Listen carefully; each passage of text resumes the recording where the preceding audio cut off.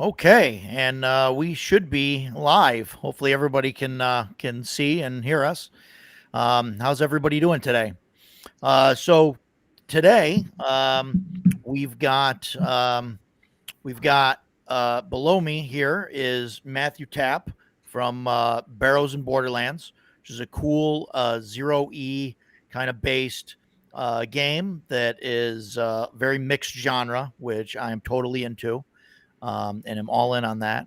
And we've got Dave and George from Emperor's Choice, and it's home of the Arduin RPG, as well as a ton of fantastic miniatures.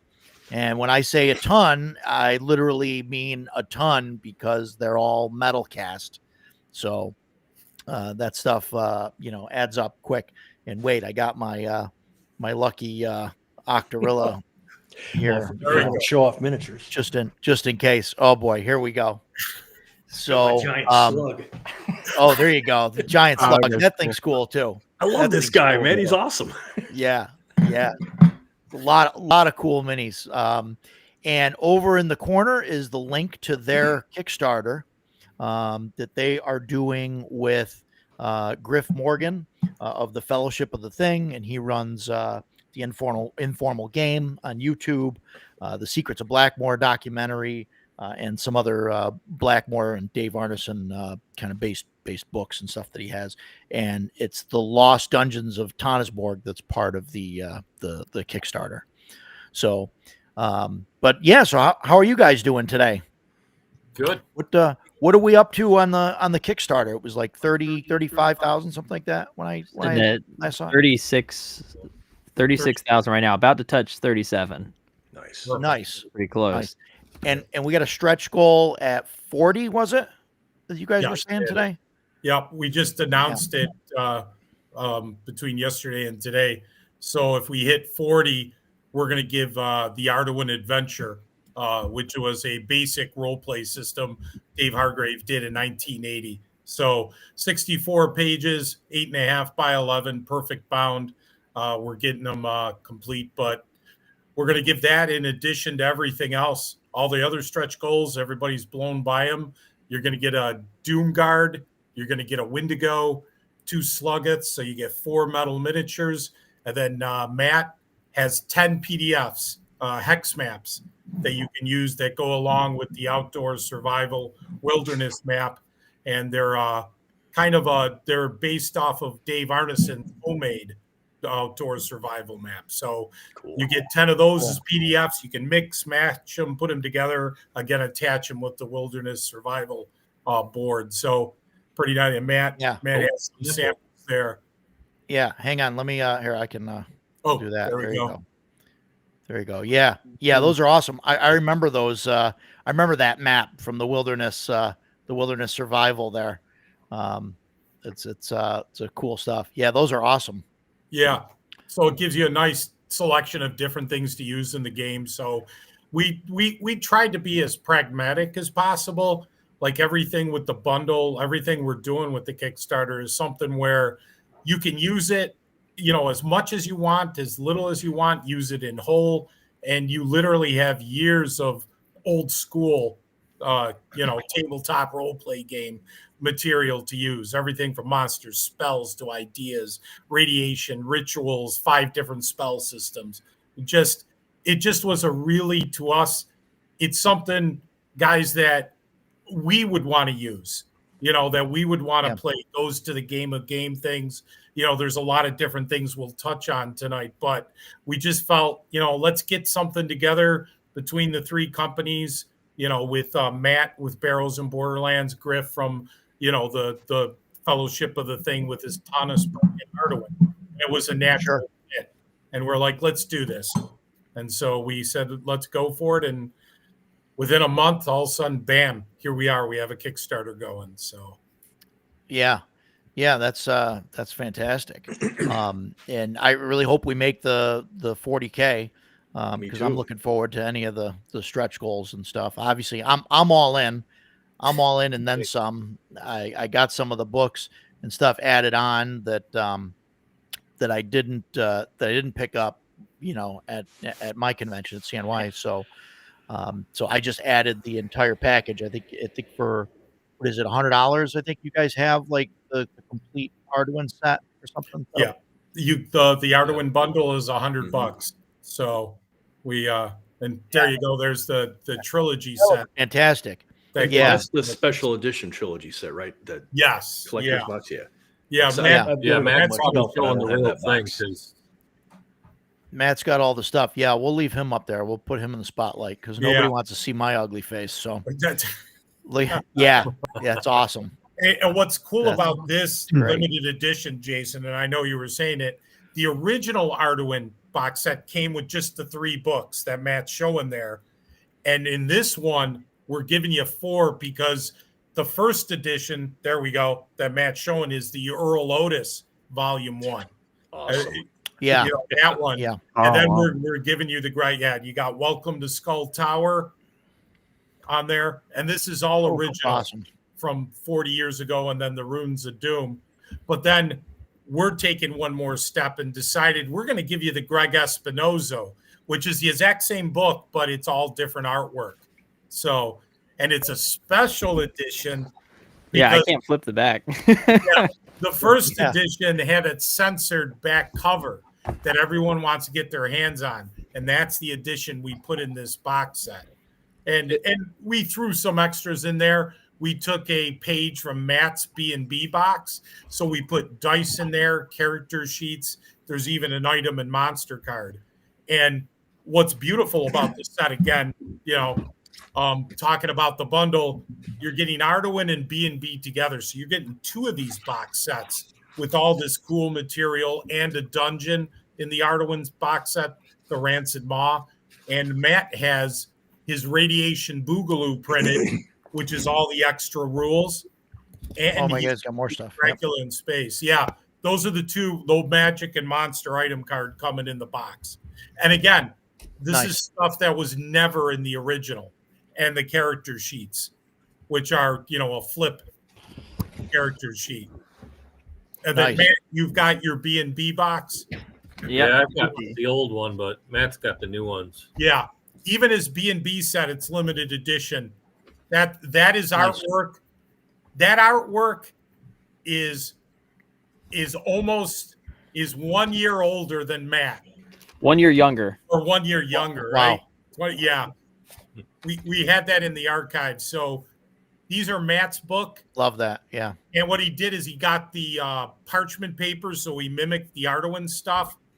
And even the artwork, like you see there, is Michio. We went into our archives and gave some artwork to Matt to use on the book. So you're looking at Arduin artwork right on the B&B books. Nice. And then, that's even Michio artwork. And then, of course, Dracula in Space. Yeah. And again, nice. And he has character sheets. If you have some, Matt, there. Yeah. I'll go searching for in a second for him, but I do have the mixed character sheet right in front of me. And then what we do is we give you 5 of these, guys, and they're called the Portal to Adventure Combined Character Sheet. And that's where Matt combined all 3 games where you can use any part of it. So you have an old school plethora, is what I want to say, of rules and options. And it's like 35, I think it's 35 races or 35 classes and 60 plus races. Yeah, and some of the races too are still hidden throughout the grimoires for you to find, like the Thrune and the is it Thalestra? There's some in there that we don't even list that are technically hidden back in like the monster manual part of it. Cool. Yeah. So we got and this whole radioactive boogaloo starts off by telling you the easiest way to run all 3 games together, how to combine them into that character sheet, and walks you through character creation and all that to make it easy to understand. So it's a cool, like I said, old school bundle that you can mix, match, use what you want. Legit, I don't want to sound like a sales pitch, but the amount of material you get in this bundle, 52% off is legit. It's $145. You're getting $304 retail, but we didn't even figure into the cost. Just so you know, the extra volume 1 doesn't play into that page count wise. The 800 plus pages is legit. But the modules, the Dracula in Space, the Rancid Maw, even the Boogaloo, the Radiation Boogaloo, those are normally $20, $25 books, and we didn't count those in to the actual cost of the bundle. So you're getting years of worth of material. And sometimes I just want to state for one thing, Roger, that people sometimes think, well, gee, there's a lot of stuff. I play my game in a certain way. You know what? Use what you want out of it. And what I mean by that is if you play a low fantasy, a Hyborian, a Conan type game, you can do it. If you want to do a Pendragon, an Arthurian game, you can do it. If you want to play a high fantasy, then you can do it. If you want to do a Lord of the Rings, you can do it. Or you want Thundar the Barbarian, and you want to add in elements of Star Wars, Battlestar Galactica, you can go for it. So you can play as high as you want and as low as you want.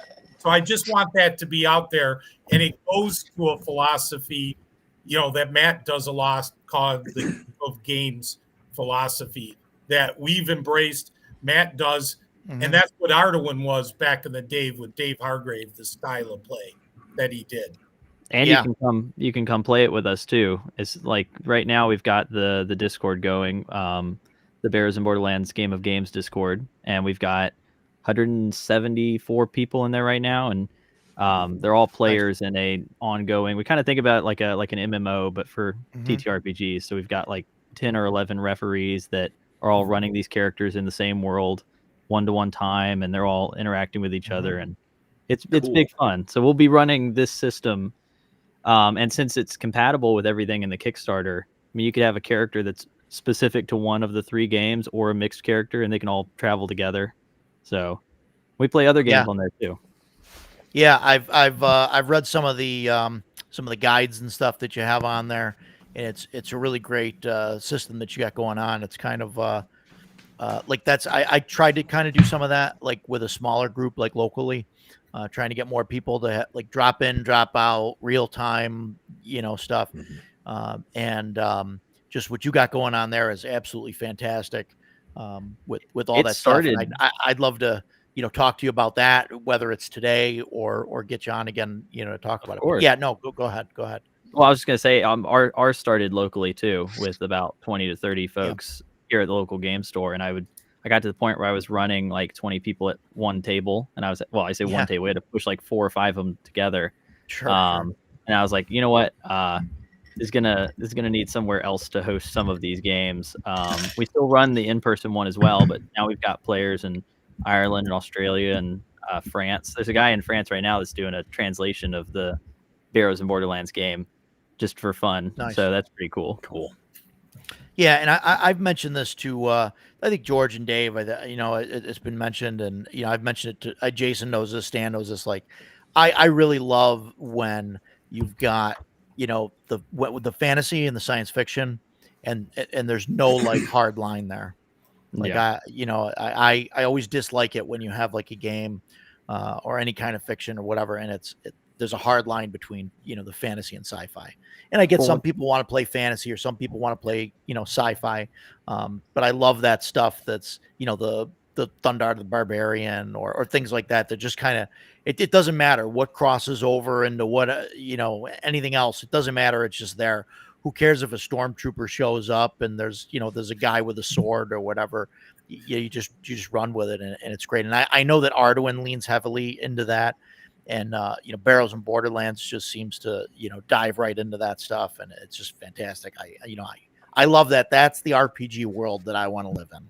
My sales pitch usually to get people to come join our open game at the store is I say, you ever want to see Solomon Kane fighting a velociraptor with a ray gun? We'll come play at our table, and you've got it. So Yeah, that's fantastic. It is, and that's why this was such a natural fit, doing the whole thing with the three companies, because Tonisborg being an old mega dungeon, being one of the primal coming from Blackmore, which did mix some sci-fi into with the fantasy. And then you have Barrows and Borderlands with what Matt's been doing. It's funny, we've kind of joked around because I called it Arduin Jr. with Barrows and Borderlands. So it fits naturally because it has that weird fantasy element to it where you can mix and match. And it doesn't mean you have to throw it in all the time, but it doesn't stop you. It's funny you should say that, Roger, like with a stormtrooper, because I know Matt ran for his group when he was introducing them to Arduin. He ran Howling Tower, and of course, what's in one of the rooms is a stormtrooper with a laser gun that the party had to deal with. So it just fits like a glove, and it's fun because it's that extra element in the game where you can throw at players to throw them a curveball once in a while, throw that little bit of different cool element, but you can kind of keep it in check because just like anything else, with guns, you need bullets. Even with high-tech weapons, they need maintenance. Things break down. So there's always a limiting factor. You never have to worry that, oh my God, my game's going to get, completely out of whack. There's always a balancing factor. I just gave my player a lightsaber, so we'll see how that goes. Yeah. Well, what's fun with a lightsaber is, especially if they're not in a Star Wars kind of world and they don't know, they're not trained to use the thing. Like if they crit fail, they lose an arm, or especially something with the Arduin tables. Yeah. we have one of the other things that makes this sort of a hit for our table is because our campaign is multiversal. So we travel to other universes already. So sometimes we want there to be more fantasy, more sci-fi, sometimes even none of each. We'll do, like, if I wanted to, using this system, because of all the gunnery rules in there, you could do like World War II and it'd be just fine. You could do true medieval fantasy. You don't have to add any of the sci-fi if you don't want it, for those that don't like mixing their chocolate and milk together. But Sure. There's a rumor here, Matt, that says you're contemplating a trip up to Who wrote that? NY in June. Is that that is true? I do comment plan on coming up, so that'll be lots of fun. These guys talked me into it. I guess I'll come hang out with some Yankees for a little while. There you go. They talked me into it. I think they're like, as soon as I announced that it was going to be a thing, they jumped in, they got involved. I had a 3-hour phone call with George and Dave, and they were like, "Oh, we're in," and and I've mentioned this story before. I don't know if you know this, Matt, but they called me up and they're like, "Yeah, we want to do all this stuff. We're gonna have."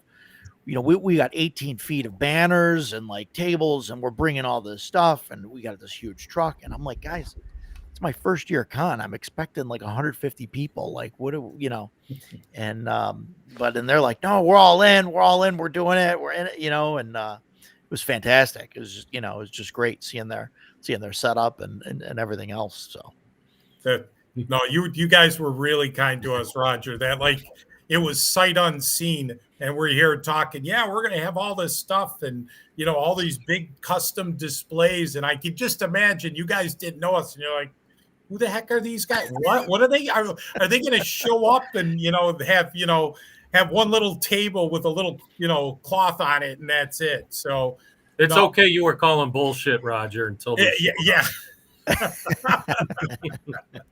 So we were worried about that. I know you guys had no idea, but we're like, you know what, we're going to show up and do our thing. But it was tremendous. And Matt, you're going to have a really good time because the atmosphere at this convention is excellent. It's a small field con, and you get a lot of players, and the people that you had attending the convention were excellent. To me, just for observation, it's a third, and a third. You had a third of the people attending that were like the older gamers that knew how to game. You had a third that were like newer generation gamers, and then you had a third that were brand new and wanted to find out what this was. They had just a little taste of it.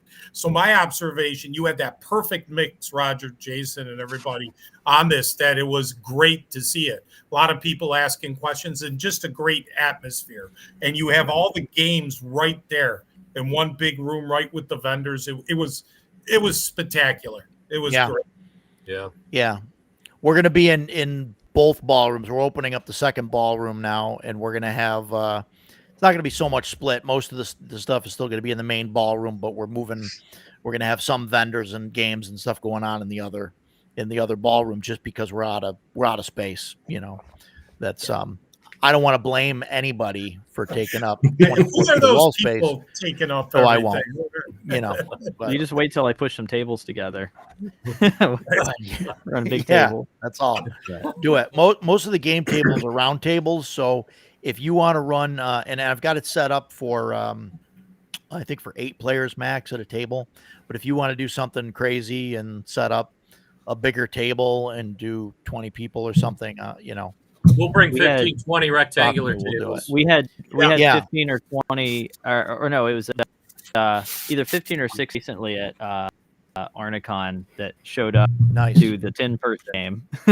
So usually how it goes, though. Yeah. No, that's fine. And let me know if you're going to come up, and we'll set something up, and we'll do we'll set it up for whatever, 15, 20, whatever you want to run, and we'll make sure that we got the space for it.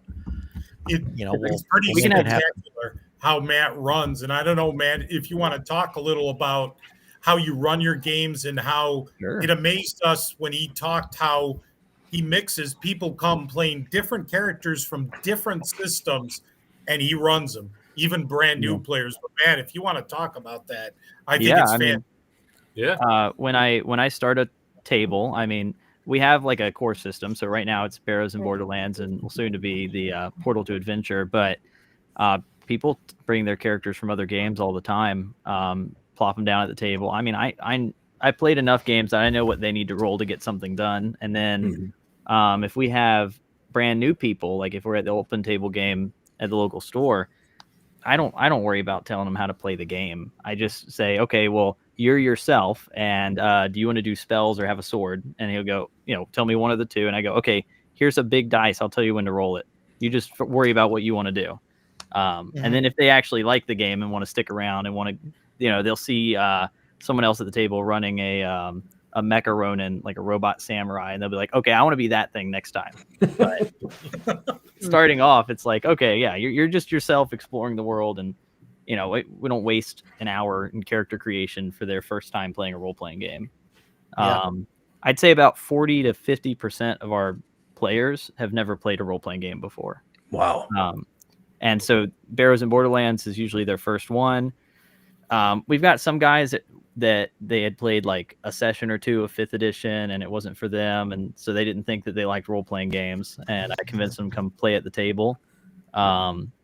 One of our referees and one of the guys on the Barrows and Borderlands team, John, who's on the Discord, as Bingus Boppus, but he has never played anything but Barrows and Borderlands. I guess, well, we did branch out for a while, and he's been playing some, like, I think he played some Traveler recently, and Hyperborea, and Empire of the Petal Throne. But he was having this whole discussion about 5th edition recently. He's like, what? I don't get it. Like, what's so bad about the new edition? I'm like, there's nothing wrong with it necessarily. And he goes, okay. And then he goes, why are the armor classes bigger than, like, why is it bigger is better? I'm like, he didn't even understand the ascending armor class stuff. But so he's got it lucky. Yeah, that's amazing. And I've got how do you handle people that want, like, that need like a set of rules? Like I've got a lot of players that can't play that way. Maybe can't's the wrong word, but won't. I have a hard time with it or whatever, because they need a rule book you know what I mean? To say, oh, Yeah. this is this and this is this, and can't just do things off the fly. I don't want to point anybody out, but Well, I So- ask him every time you bake a cake, does it come out the exact same way every time? If the answer is no, then you should be fine with some variance here. But if you yourself want a set rule system, I'll go grab Macrease's Axe 2 and I'll say, here, if you don't like what I'm doing, you can fall back on this. But sure. So when I make my pumpkin pie, which I'll be doing tomorrow, by the way, it comes out the same every single time. So what you're saying is I'm screwed. Is that correct, Roger? Is that what I'm hearing? I'm able to be flexible. Thank you. There you go. But no, I know that. I mean, we get some players that want it more set than others. We have those at the table, but we also have like 10 or 11 referees, and if they don't like the way I play in this campaign, they can go grab a different referee that they do like, because not all of our rules are the same. We had one guy asking, like, I joined a game that John was running, and he was trying to ask me questions about the rule system for Barrows and Borderlands. I do not know how to play this game. You're in John's game right now, so you ask him. But and we mix other stuff in there too, like board games. We play a lot of board games, and we'll use them to represent something in the game world, like the dungeon board game. I'll plop those out before a session while we're waiting on people, and you can take the loot from the board game back if you win the game. And then I brought this one up before, but like nuclear bombs, if you're disarming one, I'll put Jenga tower on the table and say, all right, you guys got to remove 10 blocks without falling over to get the bomb disarmed, and we'll just play like that. Interesting. Yeah, that's really cool. I could see like for me that's enjoyable, and that's like what I want to do, but I could see losing like some of my players to that. It's just the off the cuff thing like that. I think it's more a matter of being used to it. If a game, like C&C, if we're playing C&C, this is the rule set. I want to use this rule set. Mm-hmm. But if I'm going to a different system that doesn't have that kind of rigid system, I'm okay. It takes a little bit to get used to, but I still want to check it out. It sounds great to me. So, and yeah.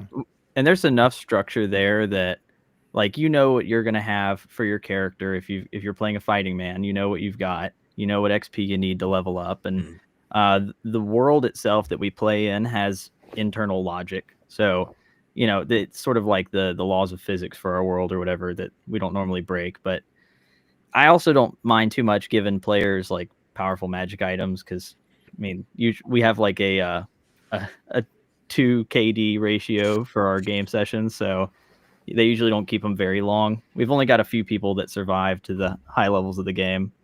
They tell me my games are too hard. George and Dave were talking about, because they were seeing some of the dungeons that are in this Kickstarter, and I came up with a couple of the rooms for Rancid Mall, and they were like, how are they going to survive this place? I'm like, get good? I don't know. Yeah. Like reminiscent of like Tomb of Horrors type of thing, where you just save or die type of situations. Yeah, well, a little bit of that. It's some wild stuff. I know I threw. I think one room has 12 gray horrors in it. They're asleep though. That might go fine, but if they're asleep, that's fine. Yeah, it went a little crazy. The modules, Dracula in Space, I think you have it rated 5th through 8th level. Yeah, Matt. Yeah, and Rancid Maw's 8th level plus.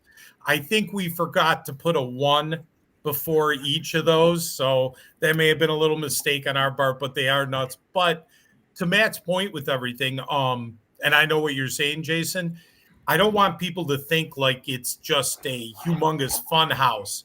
Like Matt said, there is a structure to all the rules, and there's a definite core system in there. And what's great about the Portal to Adventure and everything we're doing, you can say something like, okay, we're going to play, if you want to, I'm going to play Barrows and Borderlands, and you could stick to that structure and say, okay, we're going to play a Vancian style spell system, and these are the classes. And there you go. You don't lose anything, and you can have a solid, because I know what you're saying, Jason. Sometimes it's like, I want to know that my feet are solid with the game I'm playing, that I know so I understand that, believe me. And I usually also tell players ahead of time, they have some warning that things might get mixed in. But we've got right now we're testing out doing all 5 magic systems in the Kickstarter at the same table, and that's been working great. So we've got some players that are running like mana point casters, and they're more rigid, and we're like, okay, this is like elvish magic, so it's more structured. And then you've got folks that are doing the roll to cast, like in Barrows and Borderlands, which is reminiscent of the chainmail casting system, but there's a miscast possibility where they might spawn a black hole, or age 30 years, who knows. And we'll just say, okay, well, you're chaos casting, and nobody seems to complain too much. At least we haven't run into any issues so far. Yeah, that's a pretty cool thing. Yeah. And this is Joe. You guys remember Joe from the convention? He's been on the show a couple times. Yeah. He's been in the chat and stuff. So that's him. Yeah, we'll see if we can get him on the Discord. Matt, post a link to the Discord or to the to where they can get into that. If put it in the private chat, and I can put it in the chat unless you're on the stream. I can do that. I don't know if you can post a link on the he says wait time. You guys wait for your games? We just do them. Yeah. Yeah. What characters? Yeah. How do you handle turn order and stuff like, and what's the? Oh yeah. So I do old school, just D6 side base initiative. So everybody kind of goes. Yeah, our combats are really quick. We don't really have combats that last longer than, like, if it's a big fight, maybe 30 minutes.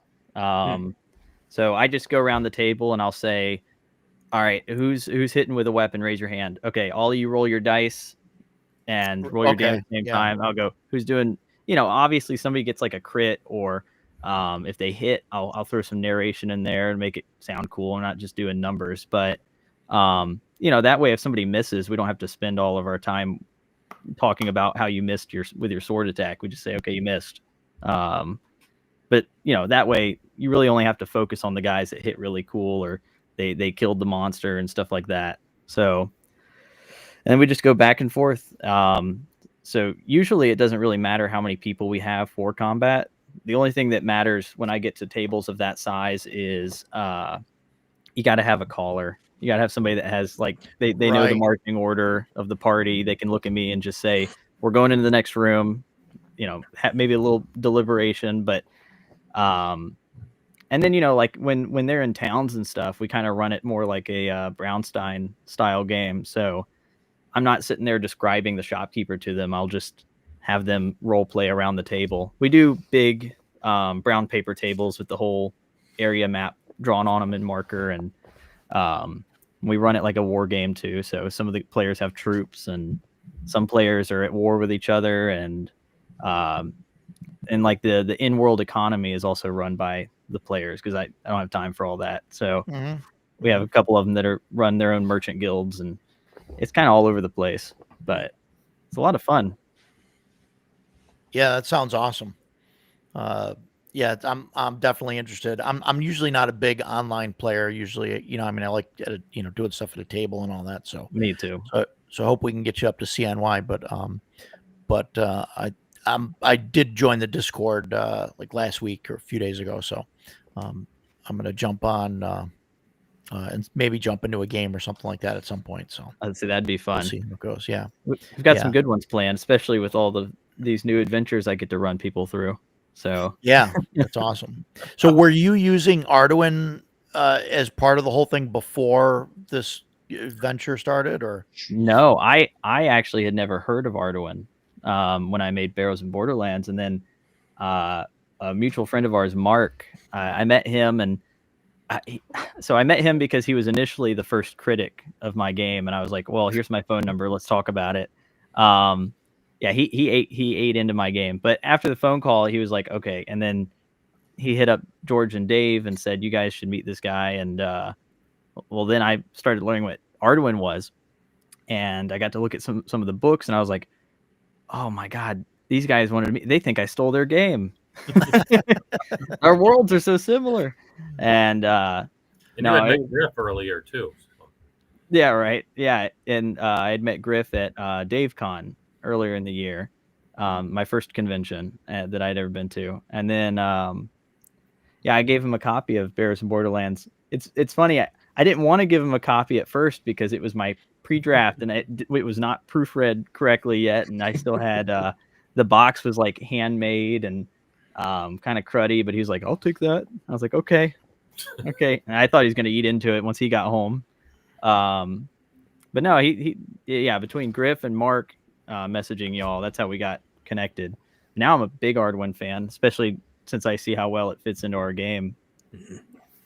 Yeah, there's just so much, like I said, that what Matt was developing, it was amazing how parallel it was to Arduin. It was like, wow, this is such a natural fit, because a lot of the things he was doing, it feeds into Arduin. It was in Arduin, even some of the concepts and things he had. And then once he started looking at the books, then it started expanding things. He's already instituting a bunch of things from Arduin, like the hit point system and so forth. And they're trying out a lot of different things with Arduin. And again, it's that mixing of the games that's really neat. And Matt really opened our eyes up to his game of games where, like he said, they play different games within the game, which is something that Hargrave talked about. The whole Swords and Dragons cards was a game that Hargrave developed for players to play within the game, a poker-like type of game that was a fantasy card game that they would play, and he would use other games too. But Matt took it to another level, and we're like, that's really interesting. Like you said, to play the Jenga if you're disarming, the bomb or the thing, or to play Dungeon, or to use some other game to represent, what's happening in the world, or, for that type of game. He has like a duel system. He has a jousting rules in there and so forth. So you mix different games and it keeps it fresh. It's not always the same. Now, we all have our favorite rule system or our favorite game, but how fun is it to have something else at the table that you can try and use? So this game of games philosophy is something we're embracing totally. I can see the future with this, that it's just a cool concept. And it amazes me with Matt. It still amazes me that he can have a table that he can run a game, and one person's running a 5e character, someone else is running a B&B, someone else is running an Arduin character, maybe someone else is running a Castles and Crusades character, and it's working fine. There's no issues. They each have their element on how they play, and it works, which I think is really neat. And I do set some standardized things, like if we were to have other game system characters at the table, I might say, okay, well, we're going to pick one of the hit point systems to use so that everybody's got similar hit points. But then like we've worked in classes from like Hyperborea before, because somebody wanted to play the Necromancer class from there, and I said, okay, drop the hit dice down a size and you're good to go, and just let it run. And yeah, sometimes we wind up with characters that might be a little bit more powerful, but the monsters are pretty deadly, so they usually don't complain. Usually the players are like, yes, finally we have a Jedi in the party. And of course, the Arduin crits and fumbles, that balance. Oh my gosh, yeah, putting those things in there, you never know. And like if we want to implement like a new mechanic, like with the hit points that we're trying out right now from Arduin, I usually do it one of two ways. Either I say like it's an option, so we'll run them both, or what we're doing with the hit points is it'll be like a world event. So right now there's a red comet hanging in the sky, and everybody's bodies feel different as well for as long as the comet's there. So if we wind up hating the rule, we'll say the comet leaves and everybody goes back to their normal hit points. Cool. Yeah, we do like an in-world thing. Yeah. That's a good idea to do it that way, to explain it. People get mad when you change their stuff, so we usually don't try to change it. If it's not a change, it's just an add-on, then we just say, okay, here's another option over here.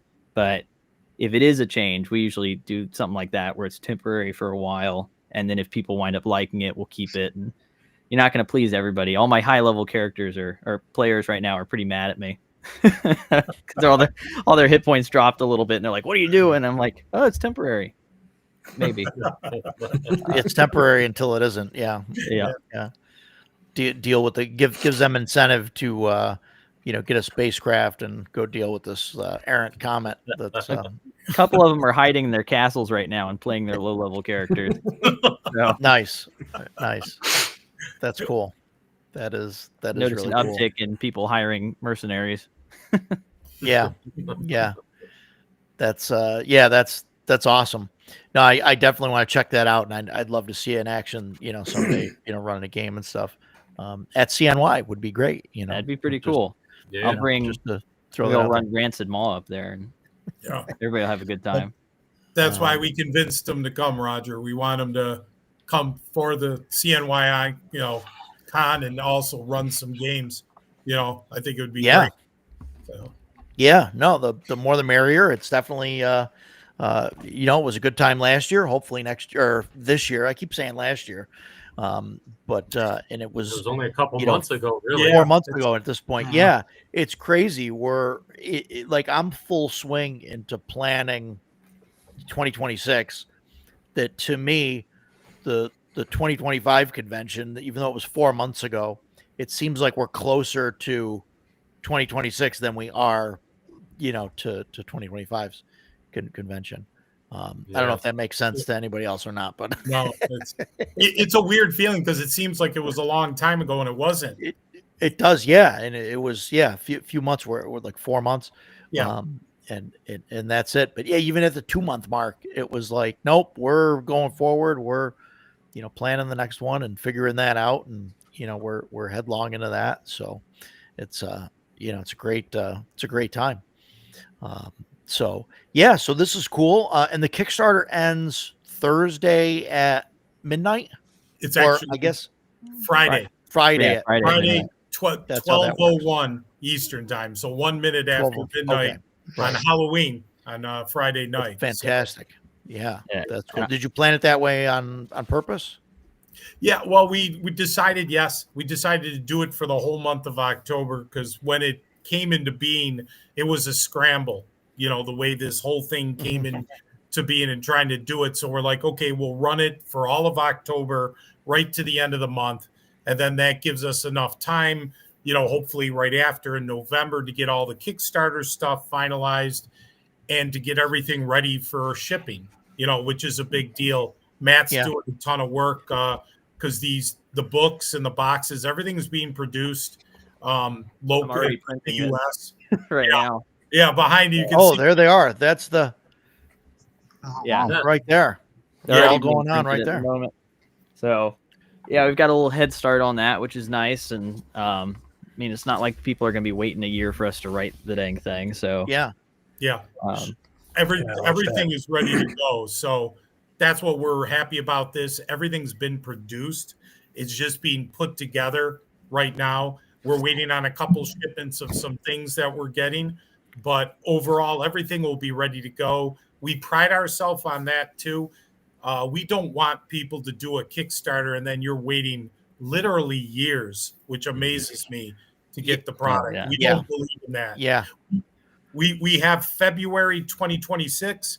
That's just a stopgap, safe gap. Let's say we get flooded with orders or something major happens. So that's just an emergency. We plan to do it a lot sooner. We can't give an exact date, but we don't want people waiting a long time. And like I said, even with February, you're only talking 3 months, but we want to cut that short. Yeah.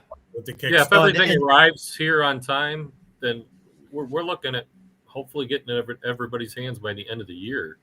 Yeah. But and I get it. I see I back a lot of Kickstarters. We talked about this last week, and I was showing my page, and I've got 611, I think, Kickstarters that I backed, and then that doesn't even include backer kit. Or I have a problem. You do. yeah, you do. You and Fox Off RPG. Both of your this behind me is Yeah, this behind me is that's a small section of my shelves, and yeah, they're full, and there's more books everywhere. And I just cool books. I'm like, yes, have to have it, and I back it. But yeah, there's a lot of Kickstarters, that go, you know, they say, okay, they're going to deliver in November, and then it's December, January, February, it's just goes on 6 months, a year, everything. Yeah, it gets worse and worse, and then you get people grumbling, and it creates very bad vibes, I think, and credibility for people, and it gives Kickstarter a bad name too. It's like, oh boy, people are gun shy then. My wife's in the chat and heard that I backed 611 Kickstarters. So I don't know. I don't know if I can come out to play next week, guys. Oh, that's funny. But as far as our Kickstarter, like behind the scenes, like Matt showed what he's doing, everything, like I said, is being produced that we can now. We're already in pretty much full production. Dave and I, we've got some nights of casting. So in the next couple weeks, we're going to do all the miniatures, get those all set. We've got some books coming in because we had to reorder, because truthfully on the back end, everybody ordered a ton of Arduin books. So we're like, just got our clocks cleaned. So we're getting more, but we're confident with everything, because even with the stretch goals, we made sure not to go overboard, because I think that's a problem with Kickstarters. Yes, crazy for sure. They overpromise too much, and then they choke on it, because it's like, oh my God, they run out of funding. People's lives happen over that time period, and things change. So you put yourself in a real bad predicament. And we're like, we don't want to do that. We want to knock this out of the park, and then get everybody, like Dave said, if everything comes to fruition by the end of the year, we're looking at everybody having everything we owe them on the Kickstarter, and being good to go. But that was some of the important logistics that we planned out quickly, late August, early September. It was like, how are we going to produce? What are we doing? Taking a look at everything. And I want to talk a little bit just to the quality. The conversations we had is amazing.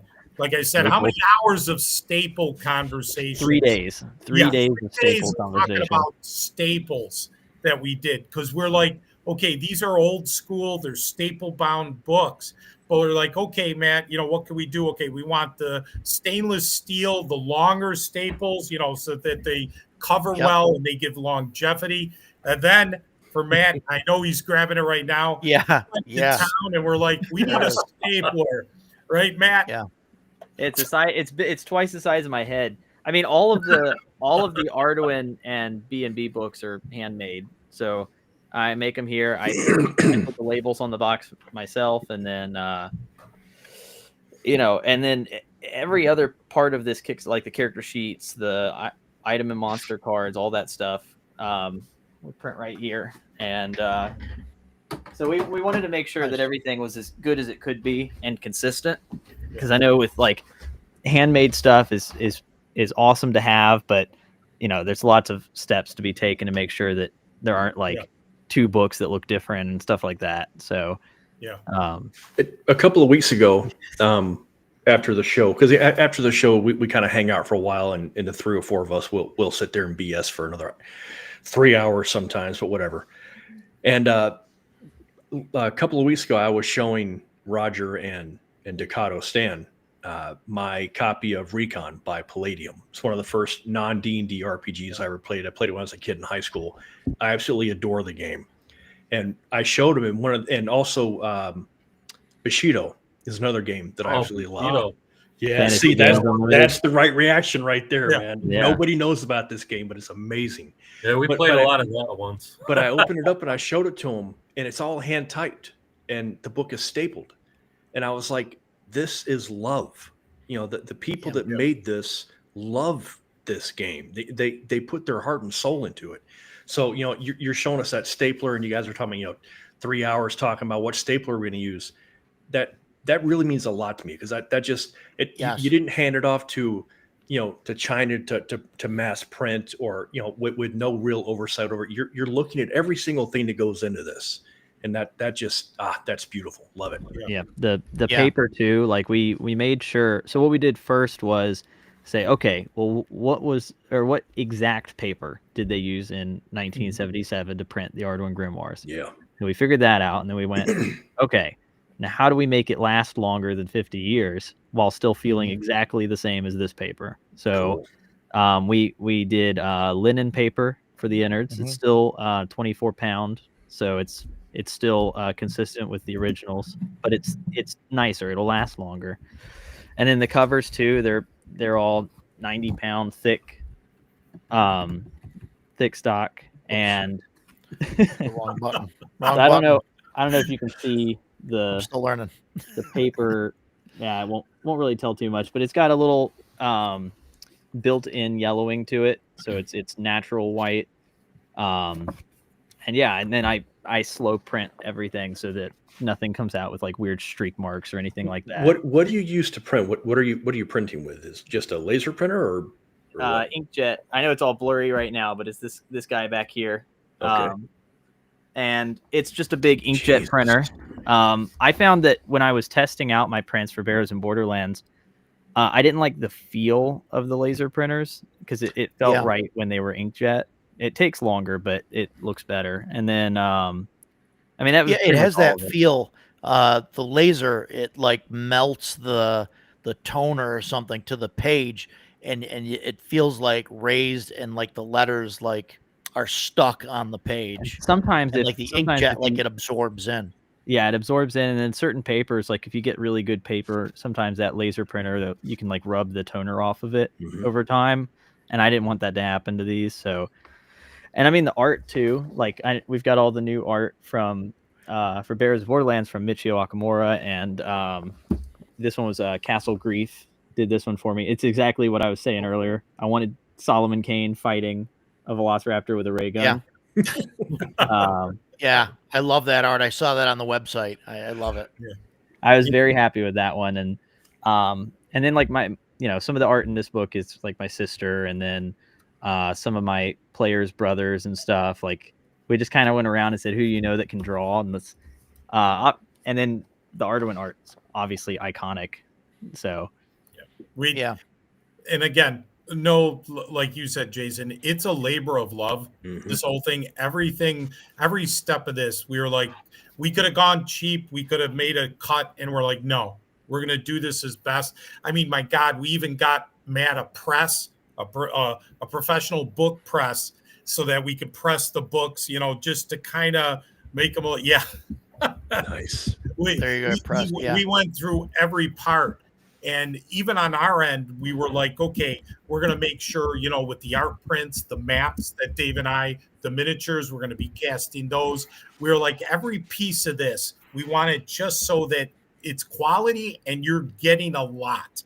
You feel like this bundle, when it's all said and done, and I'm going to talk about the box itself.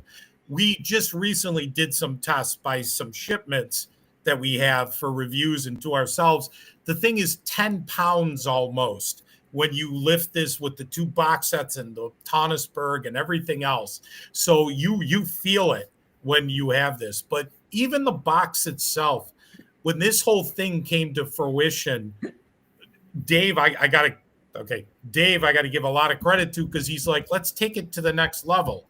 And that's when that box that you see on the Kickstarter, there's a little video that shows you. We spent a whole weekend, 3 days, with our art director, Roland Brown, and we put together this custom box. We talked to Matt. Yep, there you go.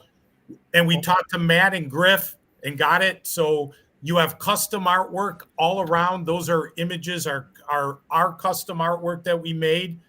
And the columns there, we got from Matt and Griff about the company, about their products. You have 3 companies with all the information. And this is all on the bottom of the box. Like every little bit of the box, we're like, we want to add something cool, Howl Fiend art. And then you go from the cover, Dave, if you want to show the inside. There's more. There's more. Here's the Wow, look at inside that. cover. Oh, wow.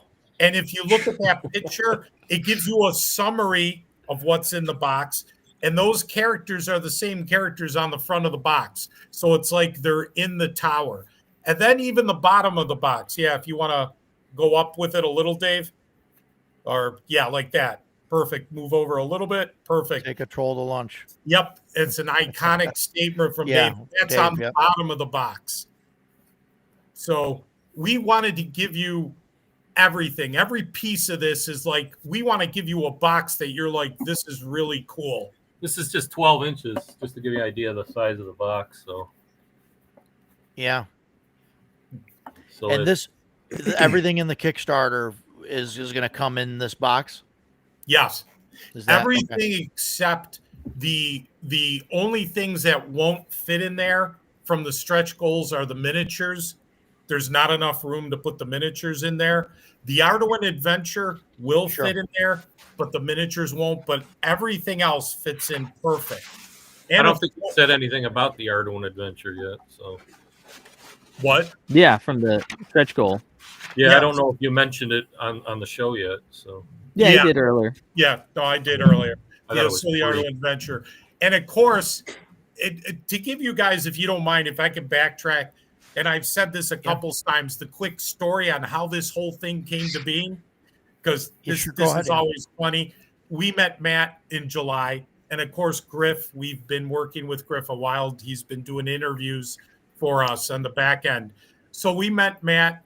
And after a couple months, we found out how he was doing the boxes and he had all that. So Dave asked me, he said, why don't you talk to Matt? Maybe we could get some of these boxes and those would be perfect for people to put their Arduin books because they fit perfectly in there. I'm like, sure. Maybe we can talk to Matt. And he said, like for the Arduin Trilogy, how, you have the books in the box. So I took that and I'm like, yeah, the Trilogy box set.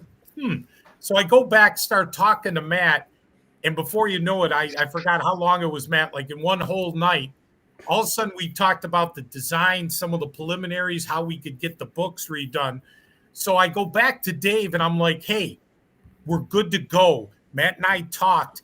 And I already printed a test copy that same night. That same night, he printed a test copy right then and there. And I'm like, you know what? This is good to go. So I go back to Dave and say, we're good to go. We can reprint the books and we can do the box set. And he's looking at me like I have 3 heads. And he's like, what the heck are you talking about?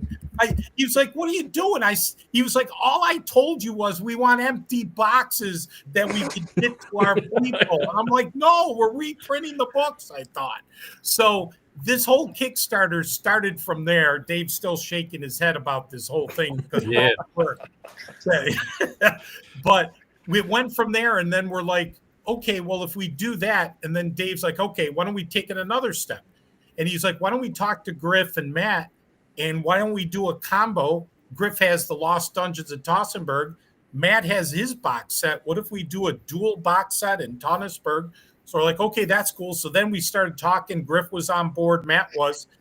And then we took it one more step further because when we were initially talking, and this is September, we're like, well, how do we do the pre-orders? How much do we know? And Dave's like, why don't we just do a Kickstarter? Now we know how much, what we need to do. Yeah. And we'll boom. And then within 3 weeks, we put together everything. Like I said, we went through all the staple conversations, the paper, the inner paper, the linen paper. We talked about the extras, the maps we're putting in, the cards, the combined. And then Matt's like, I'll do a compatibility guy with the Boogaloo. And then we'll do a dungeon. I'll do Dracula in Space. And then I was like, I was gonna say too, and part of that was Dave having to rescan all of the original artwork and pages that were written by Hargrave, because a lot of the current scans we had were like, or I think Dave was the one that brought up, was like, I think he Xeroxed these at a certain point, because you can kind of tell. Definitely, there's some documentation I have to that effect somewhere. So Dave went back and found some of the original plates and stuff, and we scanned them in, and so every single page of every single book I went through in Photoshop and cleaned up, and I didn't add any words or anything. We added a page number here and there where one was missing, and then made the text slightly bigger so less margins, and then but yeah, one page at a time in Photoshop. Matt even went to the point, he found what font that Dave Hargrave, the exact style and font that he used, and we cleaned up certain sections that were really bad that you couldn't read well, so that we cleared those up, and like Matt said, a couple extra page numbers. Other than copyright and trademark, it's all original text. Dave did find some, thank God, some archives. We had some original artwork. So all we did was replace the original artwork to make it better. Other than that, everything is as is. So again, that attention to detail, right down to the, the smallest little thing we went to. And again, this was done within a month. And the last bit of this story, so we're like, okay, we're going to do a Kickstarter. Well, the real kicker for me was literally September 30th, that night, and we're getting ready to launch the Kickstarter at midnight on October 1st, and I'm scrambling.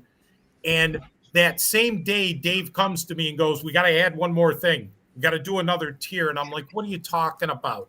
And he's like, we got to add this. And I'm like, what are you talking about? A premier case? He's like, we need a premier case to put Kickstarter that has a magnetic top that protects, it's UV resistant, to put our beautiful bundle in so it'll be like a museum piece. So last second, I'm sitting there scrambling to try to get the Kickstarter together that night, and I'm literally 15 minutes away, and I'm putting the pricing, doing all this. I literally finish 1 minute before midnight, and I'm able to launch the Kickstarter within the midnight minute to get it going. And that's how the whole Kickstarter. But again, it was a scramble, but it's a great idea. Even the protective cases, to tell you the truth, guys, it's hard to say because, we're on video here. And at first I was like, come on, a premier case, who's gonna, once I got it and you stick the box in and you're holding it, it's like, this is pretty cool. It's a real cool feel. And you know what? I think it's something beautiful that you have on a shelf, and the custom box will fit in there perfectly. Yeah, so no, nice. That's definitely cool. I think it'll look really cool in the plastic and in the acrylic there on the shelf. Mm-hmm. All the books will be out. All of mine will be out, and they'll be sitting at the table. But it'll just be an empty box in there, but it'll look good. Or I'll have to buy 2 copies, I guess, right? Yeah, no, don't do that. Don't do that. It's already at 600 plus. What's another one? Yeah. It's yeah, right.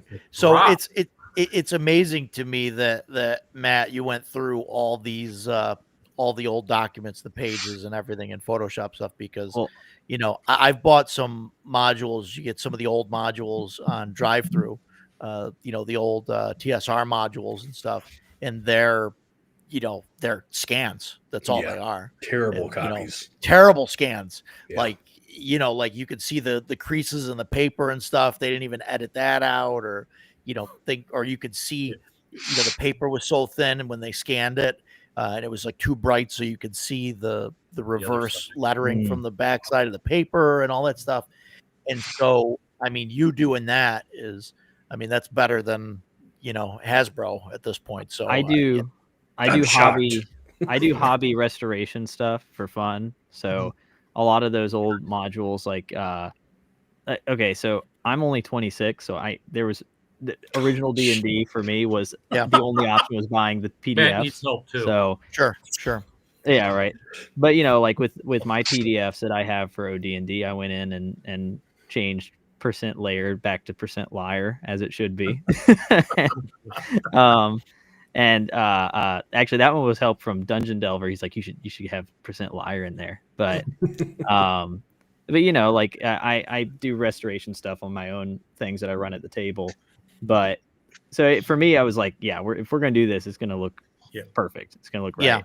It was a natural fit again with us, because we're very particular about the quality, and Matt had that energy already with him about making things just so it was perfect.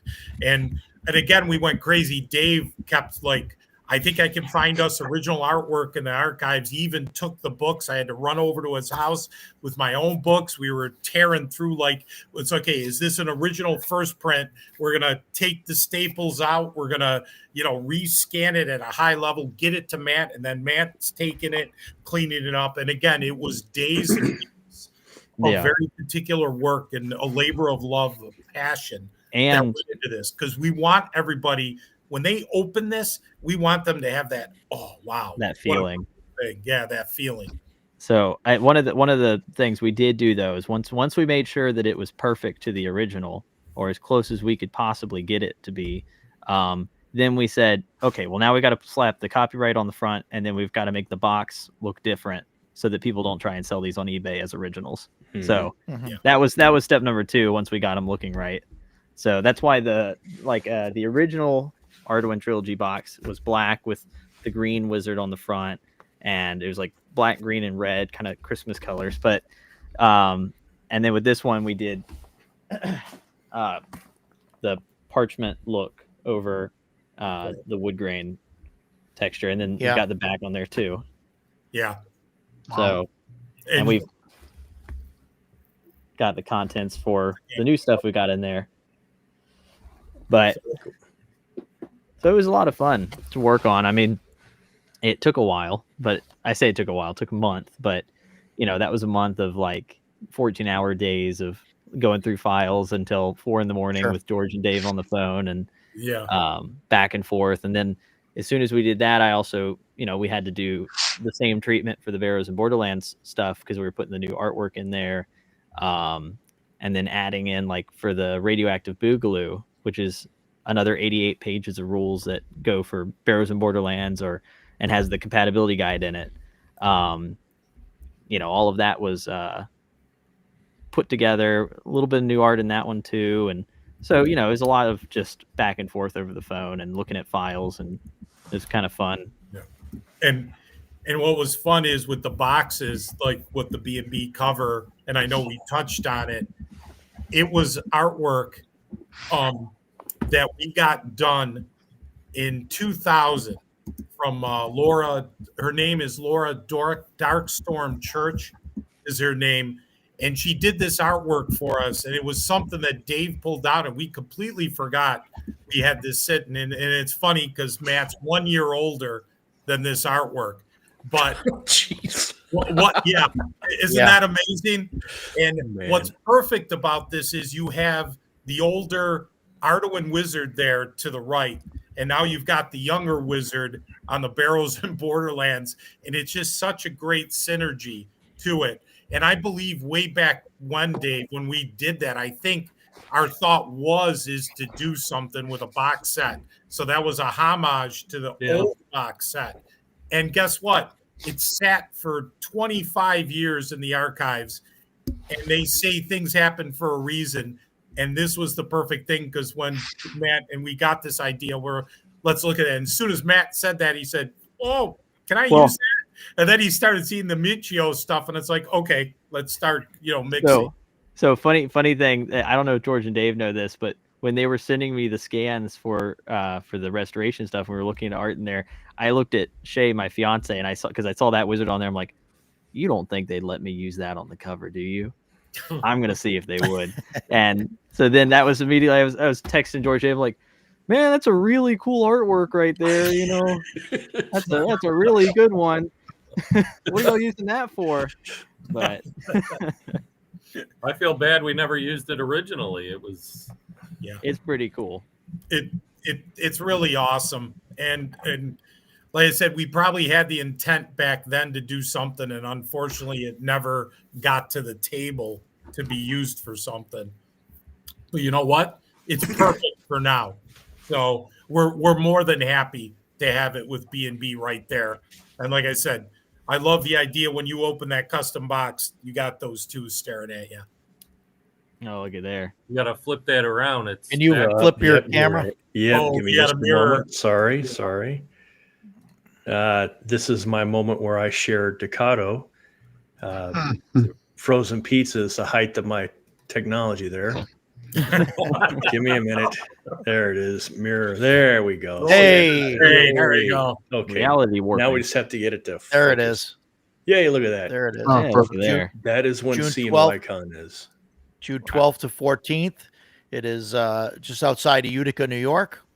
Yep. In June, it is the weekend after North Tech Chancellor. Who did the artwork on that one? Because that's pretty cool. Makes me think that was I'm blanking on his name now. Mikey Woods. Okay. Mikey Woods. He's a friend. Sorry, go ahead. Well, I was just gonna say it feels like Scooby Doo meets the old D&D show. It does, yeah. And if you look up some of his stuff, all of his art kind of looks like that. It was really cool. And he is a friend of a local comic book shop, Ravenswood. The owner there, I guess he used to live around here, and then now he's I think in Pennsylvania somewhere. But yeah, so he like contacted him and said, "Hey, can you draw this art?" So he's doing this old school convention, and he sent that art over, and I was like in love with it. I was like, "This is fantastic." I love it because I wanted it to look like an old school module. That was the whole thing, and it it did, and yeah, it's pretty cool. So, I have several questions for you guys. While there's a lull, you have mentioned the archives, and I've watched a lot of the podcasts that you guys have been on. So I'm trying to ask stuff that I haven't heard get asked before. Okay. You guys have mentioned the archives a lot, and you've talked about the art being 25 years old. How did you? I mean, the archives are Dave Hargrave's stuff. I mean, like I pictured this being like in an old Army footlocker that was sitting in an attic somewhere. So how did you come to own this stuff? What made you say, holy crap, this is amazing. I'm going to hang on to this for 2.5 decades, and then we're going to do this huge explosion and push it out to the public. George could continue on that, but there is an old Army footlocker, ironically, that Dave Hargrave's nephew had from his Army days, and it is filled with letters and miniatures and gaming stuff. Awesome. But George, I know he was a combat photographer in Vietnam. He was in the Army for 6 years. I read all about him. Yeah. And so after you answered my previous question, that's going to lead me to another question that I have for you. So please continue. Yeah. So Dave's right. Jason, you did hit it. Jared Hargrave, who I've been in contact with, who's great nephew of Dave Hargrave, has a footlocker of Dave Hargrave letters to his mom when he was in the military in Vietnam, and other things from Dave's gaming day. And we're in contact with other family members, Michael from Los Angeles. And we've been talking to some different people, players, Ethan Karp, who's been one of his forums. So we have other contacts with players that Andy Rodriguez, couple others. Griff has been doing a lot of the interviews. Yeah, we Cool. Just as a quick interjection, we're doing a video series, a documentary about Dave Hargrave, similar to Secrets of Black. I mean, not at that level, but just our own thing on Zooms with interviews of people, even some industry people who were D&D game designers, who Arduin was their passion and was their influence on a lot of things. But anyways, when we talk about archives, it's the material not only we get from the family, but over the last 27 years that we've been doing this, we've been incorporated since 1998. What we've done, Jason, is when we've come across people, old players, family members that have things, we've done our best. We've compensated people. We've done whatever we can to collect unpublished material that Dave Hargrave has. And to that effect, we've also spent, even recently in the last 4 years, I can't tell you how much, tens of thousands for artwork. And what we're about is we do a build-up on things where we'll build, we'll store away, and then get to a point. It's almost like a military when you're building up for an offensive. You build, you get the supplies, everything, the ammunition, everything you need up for that offensive. And literally, 2.5 decades. the past 27 years, we've been collecting Dave Hargrave dungeons, item cards, notes, just things about him that we can find. So we have about, give or take, 150 dungeons that Dave Hargrave had in different states. You know, they could be more developed or descriptive. We have thousands of item cards, hand-drawn cards with descriptions of items and things. We have some character sheets, about 40, 50 of original character sheets that we have from him. Some of the original maps, these maps we created, we've recently got, what was it, the Arduin 2 map, Dave, that big one that's like on board. From his Arduin 2 campaign. Yeah, wow. That was hand painted. It's gigantic. Jeez. So we've done an archive of this. And we've remastered it already. It's almost done. Wow. Yeah. And we're in the process. Dave here has been working on maps and maps. Matt will know a little bit because we've shown him some of the archive maps and continents that we have. I know I'm going off here, but there's just so much. I mean, shoebox is full of item cards, 3x5 index cards from this guy's life, from his games. So we've been collecting, and you're right. It's amazing, Jason, because that artwork that we gave to Matt to use for the B&B box, we wanted to use it, and it didn't happen. But lo and behold, literally 2.5 decades later, it comes into play, and it's a perfect fit for this time now. So that's what we keep doing. Yeah. And even now for the future, and we'll talk a little bit about later on this with ABA Arduin, Bloody Arduin, we literally have hundreds of pieces of artwork that we have stored up, that we're building and building, things being written behind the scenes that we're building and building. That's just how we are. We build and build to get to that point. So just to let you know. Man, that's wild. So I have more questions if you guys don't mind. Absolutely. And Roger, if that's okay with you. No, absolutely. Yeah. So go ahead. I'm sorry. I know I talk a lot. No, you are telling me, you are answering the question that I asked. I'm delighted to hear you talk about it. So I was one of the guys that had never heard of Arduin until I walked into the con, the night before, and you guys were setting it up, and I was like, wow, what is this? And that was when I met George, and he just started going 100 miles an hour about Arduin. And I was like, okay. And he said, I know you got things to do. I don't want to chew your ear off. I was like, no, man, lay it on me. This is really interesting. And, Roger has talked about like my love of rules. I'm a rules lawyer. I can't help that. I try not to be, but yes. And it annoys me when you violate those rules. But a system that is loose to the rules, I'm really okay with that. And this, I think it was White Plume Mountain, the old TSR module where or maybe it was Barrier Peaks, but because they were coinciding. But anyway, you find the UFO, and Barrier Peaks. Yeah, and there's a ray gun in it. And I remember being a kid, and I read that, and I was like, I don't know. But then you only have like 5 shots with this thing, and then it's a club after that. You can't do anything with it. So I was like, okay, well, that could be kind of cool. And that's what Matt was talking about, limiting the ammo.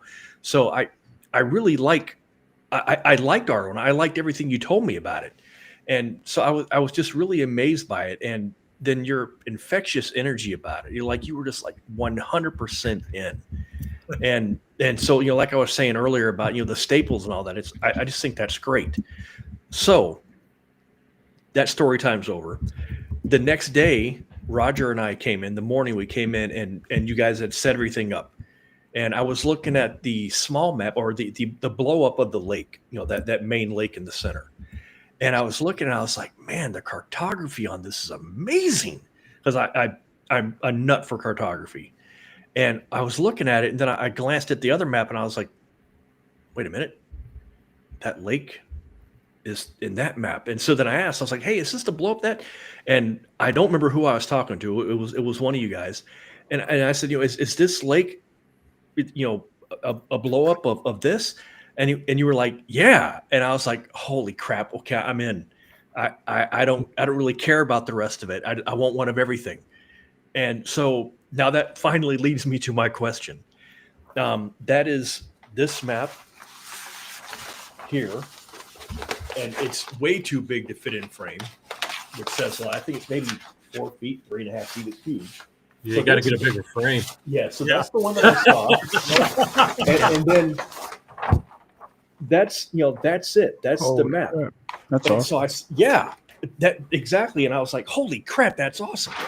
So who's the cartographer? What system, what mapping program did you use?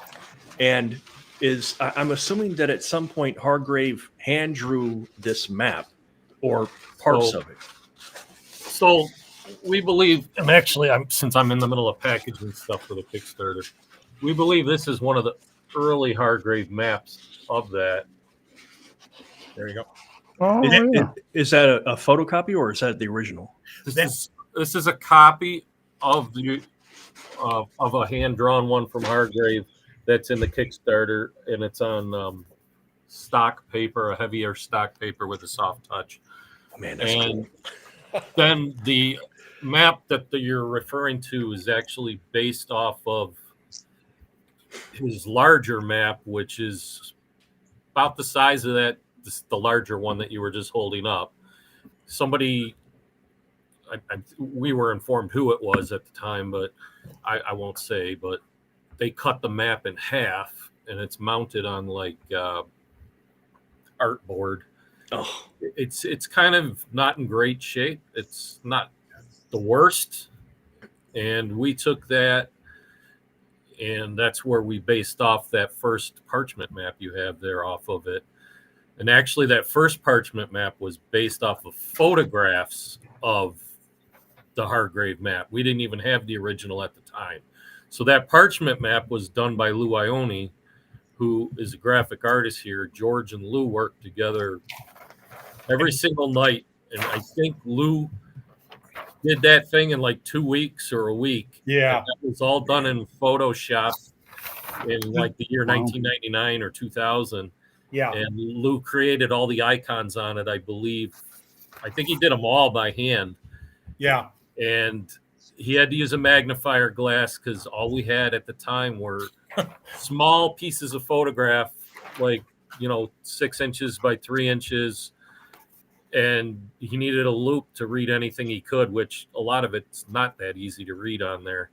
And there was literally like 150 photographs he had to piece together to try and read it. And we just kind of said, here, get this done. We need it done now.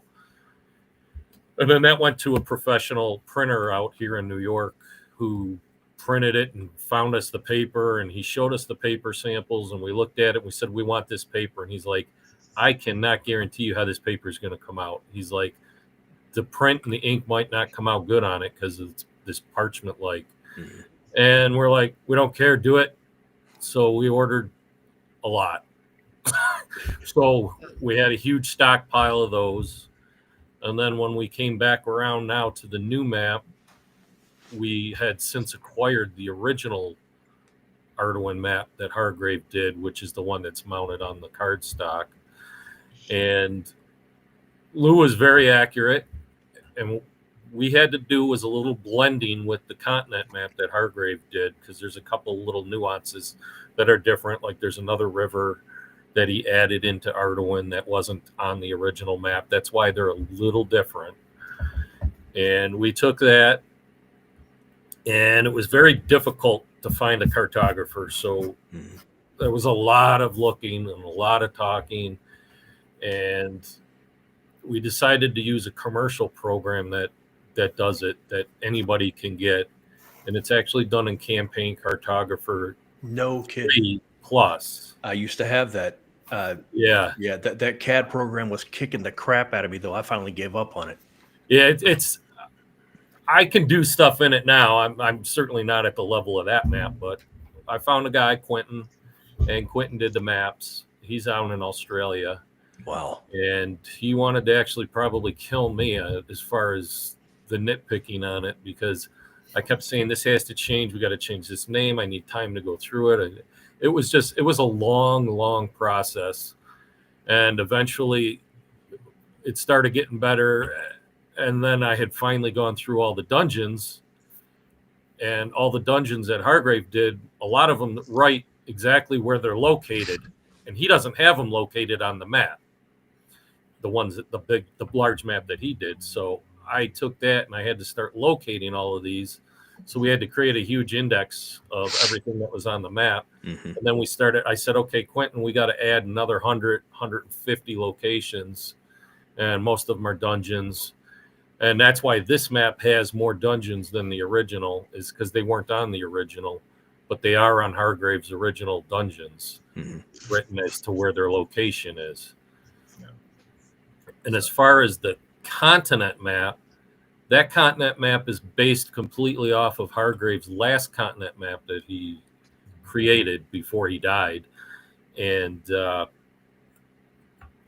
that map has 2,300 names on it. The Arduin map that you were just holding up has, I think, about 1,300. Is it, George? Something like that?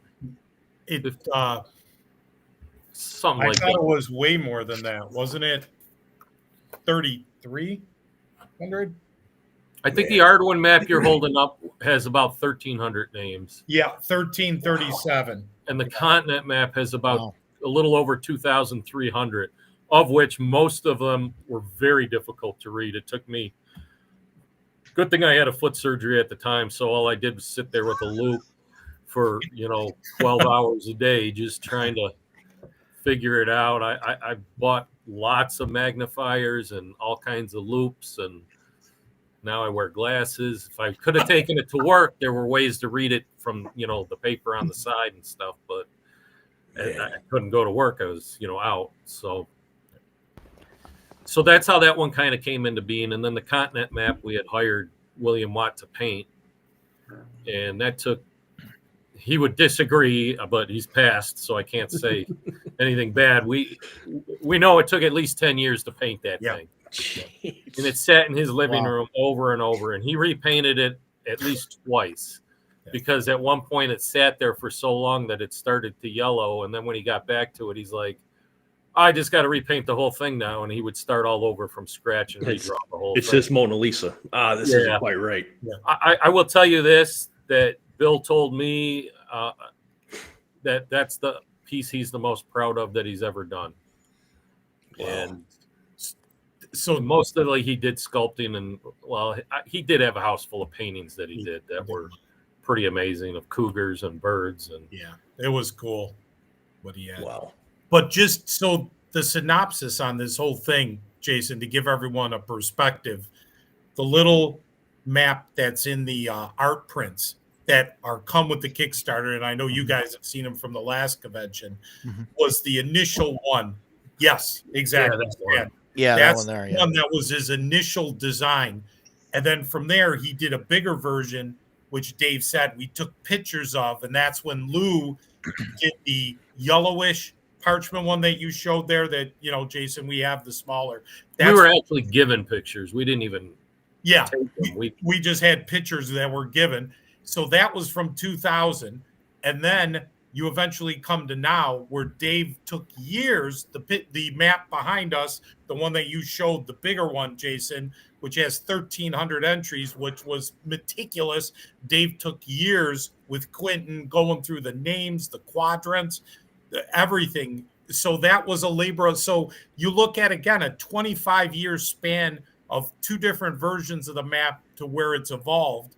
And then at the same point, 12 years ago, I want to say 12 years, I thought it was 12 for Watt, to paint the continent map. The map's hand painted. He even, because it's in the same style, he did this, the island one, the smaller one, all hand painted. He took time. Even the little pieces, the monsters, the ships, all the little side stuff, he individually painted, and then we put it on the map. So that those are all individual paintings that are all small ones. So again, 12 years to put that together, and then you have the continent map. And just like from the convention, we had the big banners that had the continent map, and Arduin was this 3-inch little circle with the lake, like you said, in the middle. And the map behind Dave and the map you showed is the blown up version. So again, 2.5 decades of love, of work, like Dave said, weeks and months, magnifying glass. And I was there with Lou with the initial one. He'd be there every night after work. I'd go visit him to help out. He'd have this big ass magnifying glass, and he's looking, because the Hargrave used red, unfortunately, which was, fades away. So, but just to give you that. And the continent map was all the layout for the flags and everything was all Bill Watt. He came up with the concept for all the pictures around it and all the flags around it and the vines. Yeah. I think the only credit I could take on that is I wanted a lot of the icons in there, like the ships battling it out and the whales, but he's the one who made it happen. So. And one more thing, so I don't want to forget, all around the continent map are flags. And those flags, the one edition, Shadow's son, Jackie, who was in Vexology, developed the flags for each country and regional. There's a whole history how flags are developed, like regions, even on, real world. Mm-hmm. Flag colorations are the same in the same region. Yeah, I worked with Jackie quite a bit over the summer that he lost his life on making those flags. And I think everybody should be grateful to Jackie for doing that. Like, he made something special happen there. I learned a lot on Vexillology. Yeah. I mean, prior to even knowing that, God, who has Vexillology as a hobby, probably a handful of people. Yeah. I was talking to a guy, I think in Scotland, to try and do these, and he does historical flags, and he really was not interested in doing fantasy. Yeah. So, we Jackie, just so happened we were talking to Shadow and his son, Jackie, and wow, well, there you go. All of a sudden, he's like, "Oh, my son does that as a hobby." Yeah. Really? 17 years old, and this kid did that. It was amazing, and the flags are awesome. And every country is named on there. So there's the long answer, Jason, to the whole map thing. But yes. And they have the reference coordinates next to their name. Yeah. So you can Greg had a question in the chat about what makes Arduin special in your mind. Matt, I think in the chat, kind of went back and forth with him a little bit on that there. Now he had to go. He's got some issues with his kid or something they had to take care of. So I don't know if he'll watch this later. But for anybody else, man, I think it's a great question. What makes I guess more for George and Dave. I know Matt, you answered it in the chat, but you're more than welcome to jump in also. But what makes Arduin special in your mind, guys? Like, I mean, I'll try and sum up my version real quick, because George likes to talk. I don't. Go ahead, Dave. But, I think it was eye-opening at the time, and I actually feel it's still eye-opening. And what I mean by eye-opening is the first book we had was Arduin Grimoire 4, which had dirty dorgs, like how to serve up a hobbit, on a platter, how to catch a demon, and get them cooked and pay for that, to special weapons that you just didn't see in other games. Gangs, it had all the liquors and things that it's just real life it brought to the table. And proof's in the pudding, because most games that came out after have borrowed from it. Like I wrote in the comments, asked George about the Errol Otis and the White Plume Mountain. I saw that. I'll talk it's just it brought real life to the game. Interesting real life too. And that's it, because I don't talk much, so that's on George. Yeah. And I'll talk to it, and I'll even have Matt talk to it a little bit. But with Arduin, I think what makes Arduin special is the ability, and I've said this before, where it's a canvas that you can color as much as you want and fill in as much as you want, and the only limit is your imagination. And I know you could say, well, any role play game you have that, but Arduin is special in that it goes back to everything we were talking about before. You can put whatever you want in there and it works. I think the special thing with Arduin is it doesn't break down. How many games that you play, you know what? Once you reach 10th level, you're done, because the characters get completely out of whack. It breaks down. The game can't handle the level of spells, the power level. It just breaks the system because it's not used to that. If you throw too many machine guns or lasers in, it breaks the system. It's not meant to be like that. And I'm not disparaging systems that are specific to genres. Those are great. But the strength of Arduin was Dave Hargrave never would say no. He would say, why not? And why not can't we have a stormtrooper? Why can't we have a TIE fighter in the game? Why can't we have a robot? Why can't we have a Cthulhu creature in there? Why can't we have a gunslinger, a Western gunslinger in the game? So it's the openness of the game that you can put in what you want. And again, you can do a standard high fantasy, even a Hyborian type, but you can throw in that Thunder the Barbarian element if you want, some weird piece of technology in the game, that weirdness to the game that can be added without worrying about the system breaking down. Because I truly believe you can't do that with everything, or for the GM, it's going to take a lot of work to do it. Where with Arduin, it's naturally already embedded in the game and in the system itself. So it's that versatility that you have with Arduin that's extremely strong. And the things that Arduin brought to the table, which I could get into the history of where Arduin was one of the primal RPGs, where a lot of the gaming industry took from. Maybe people don't realize it, but a lot of the concepts were there in Arduin and came from there. And Nice. to add to that, so I have a few things that I really like about Arduin. And being somebody that has sort of delved into it recently, I've gone all into the deep end with it too. And I've been doing Hargrave research and all this other stuff. But and obviously I had to read every single page as I was going through to make it every line, every sentence. So of course the player resources are a lot of fun. New classes, races, stuff you can add into most OSR or old school systems. You could even add some of this into your 5e games. But for me, it's the referee advice that Hargrave gives, because he's running a campaign back in the 70s that's a lot like how I'm running my campaign on the server. He talks about having multiple referees and tons of players, and you just walk over with your character sheet and sit down and play.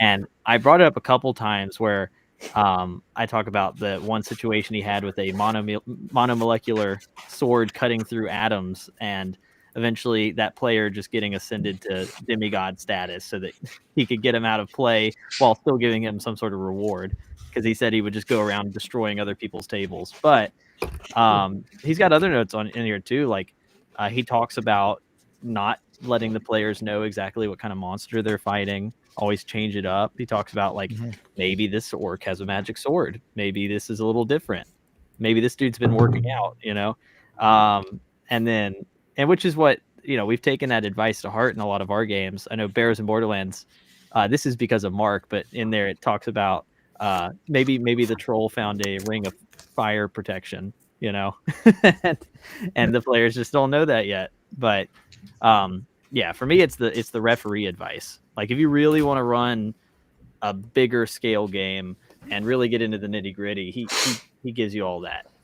So, and he writes it out in plain words too. He gives you examples, and he's not like, 3 pages of just going, well, in these situations you do this and this. He goes, no, yeah. I gave that player too good a weapon, and I'm not going to just take it from him. So we said, if you make it to the bottom of this 13 level dungeon, you get to be a demigod. And then now there's scrolls in his game where people could summon that character to help win a fight. So stuff like that, I think, is my favorite bit. That's cool. Yeah. Yeah. So, George, we want to hear about the story, Earl Otis. Before you get into that, I just want to note for those that don't know, the reason that Jason and I were talking to George on that Thursday night of the convention is because Dave was busy, I think, all night long assembling all of those, the piping and the banners and everything else. And I walked into the convention hall to to Dave sitting cross-legged on the floor with, I don't know, about 50 pipes, around him, and like a socket set and a pile of bolts and nuts, and like flipping through the instructions, trying to put, everything together. And I mean, in a few hours later, I mean, he had it together, but just looking at it, it was like a kid with his first box of Tinker Toys. Just good luck out on the floor in front of him, and yeah. And he was like, "Oh, I got it." Yeah, I hope to be streamlined next round. Yeah. Well, after you do it a couple times, right? You just get the hang of it, right? It was funny, Roger, because you were nervous. Like, are you guys going to be ready for tomorrow? You guys are going to be here all night.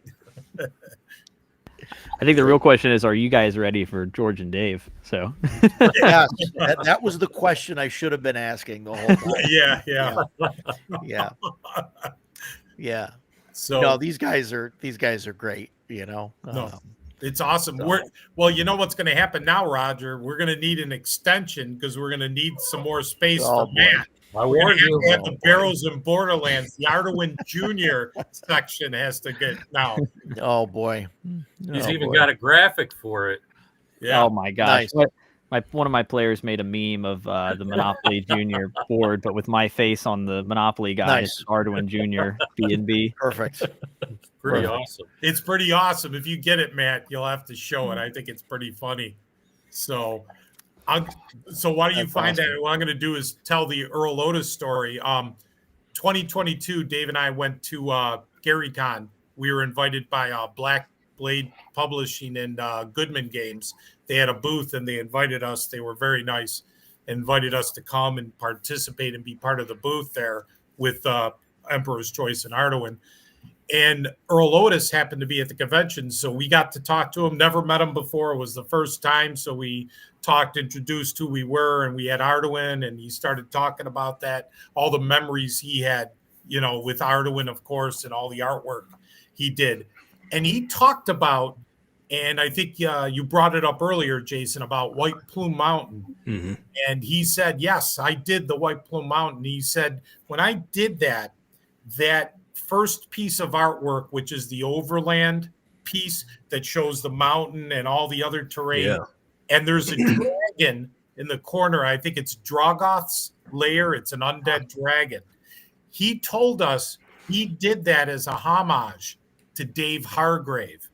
Wow. And man. when he did that, when he did all the artwork and he went and presented it to the TSR people, back then, at that time, which was, I believe, late 70s, and he showed him that and said, oh, look. He said he told us, he was like, look, I even did an undead dragon. He said they had no idea what an undead dragon was or what to do. Yeah, there's the artwork. And I brought up earlier, too, the table we play at where we've got the brown paper and everything. It's one of my players. And, yeah, that was me waiting on more folks to show up for our open table game. There's a big table. Yeah. There's 4 of them. Nice. So, but yeah. That's awesome. Arduin Jr. Perfect. But it was funny because Earl Otis said it showed how far advanced Dave Hargrave was with his philosophy. He legit said they had no idea, like Undead Dragon, what's that? And then what was funny is within a couple of years after that, I noticed, I think it was Dragon Magazine, like in 80, all of a sudden they had the dragon.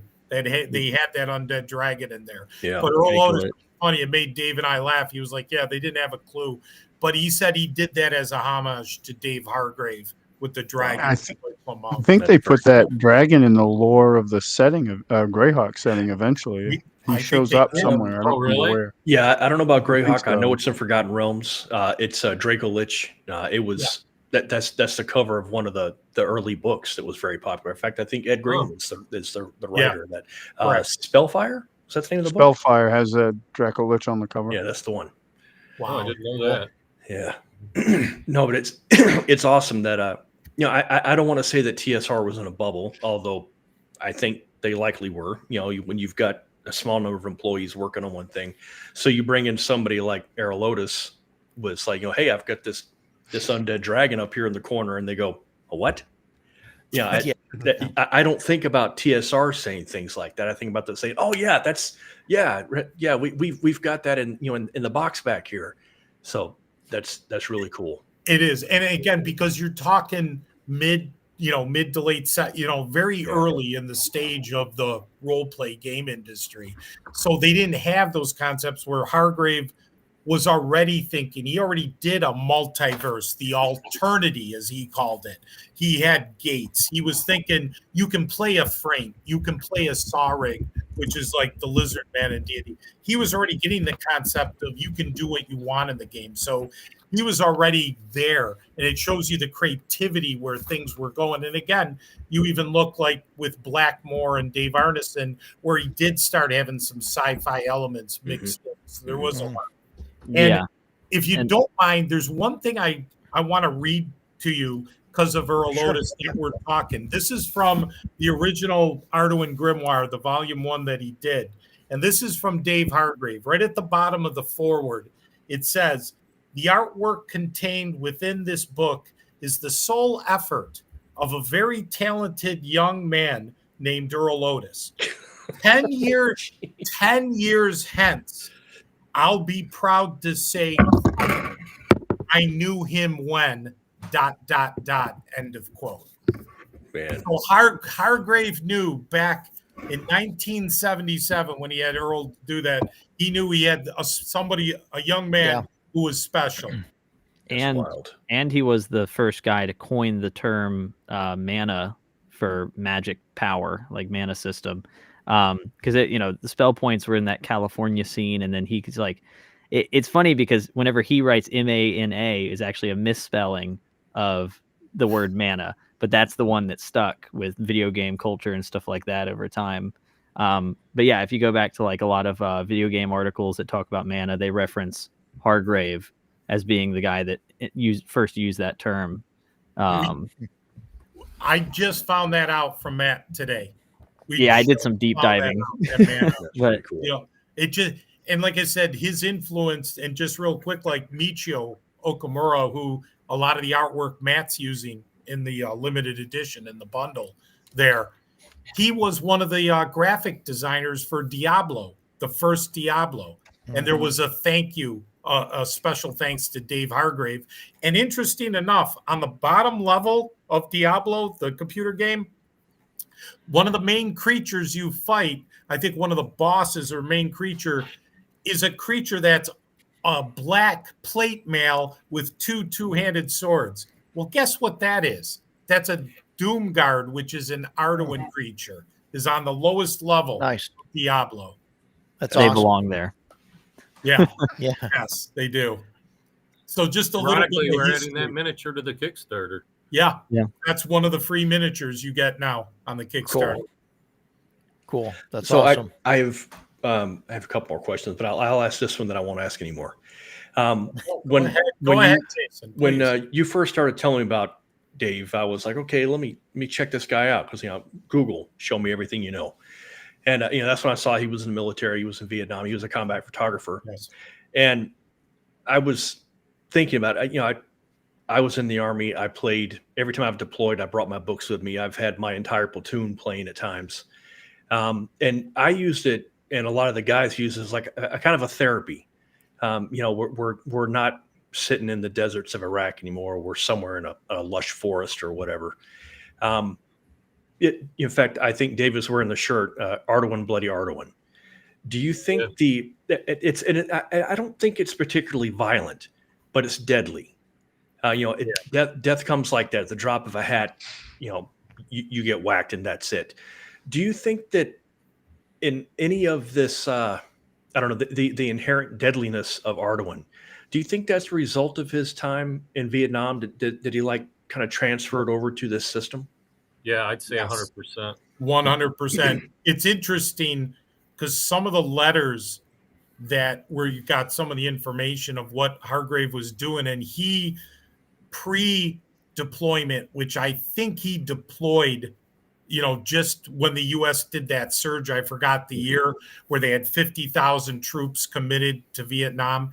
He was in Germany, and one of the letters to his mom, he was talking about he was doing mountain warfare training with German commandos, like a German commando unit. Remember, Dave, that letter part of it where he was telling his mom, I'm doing some high training.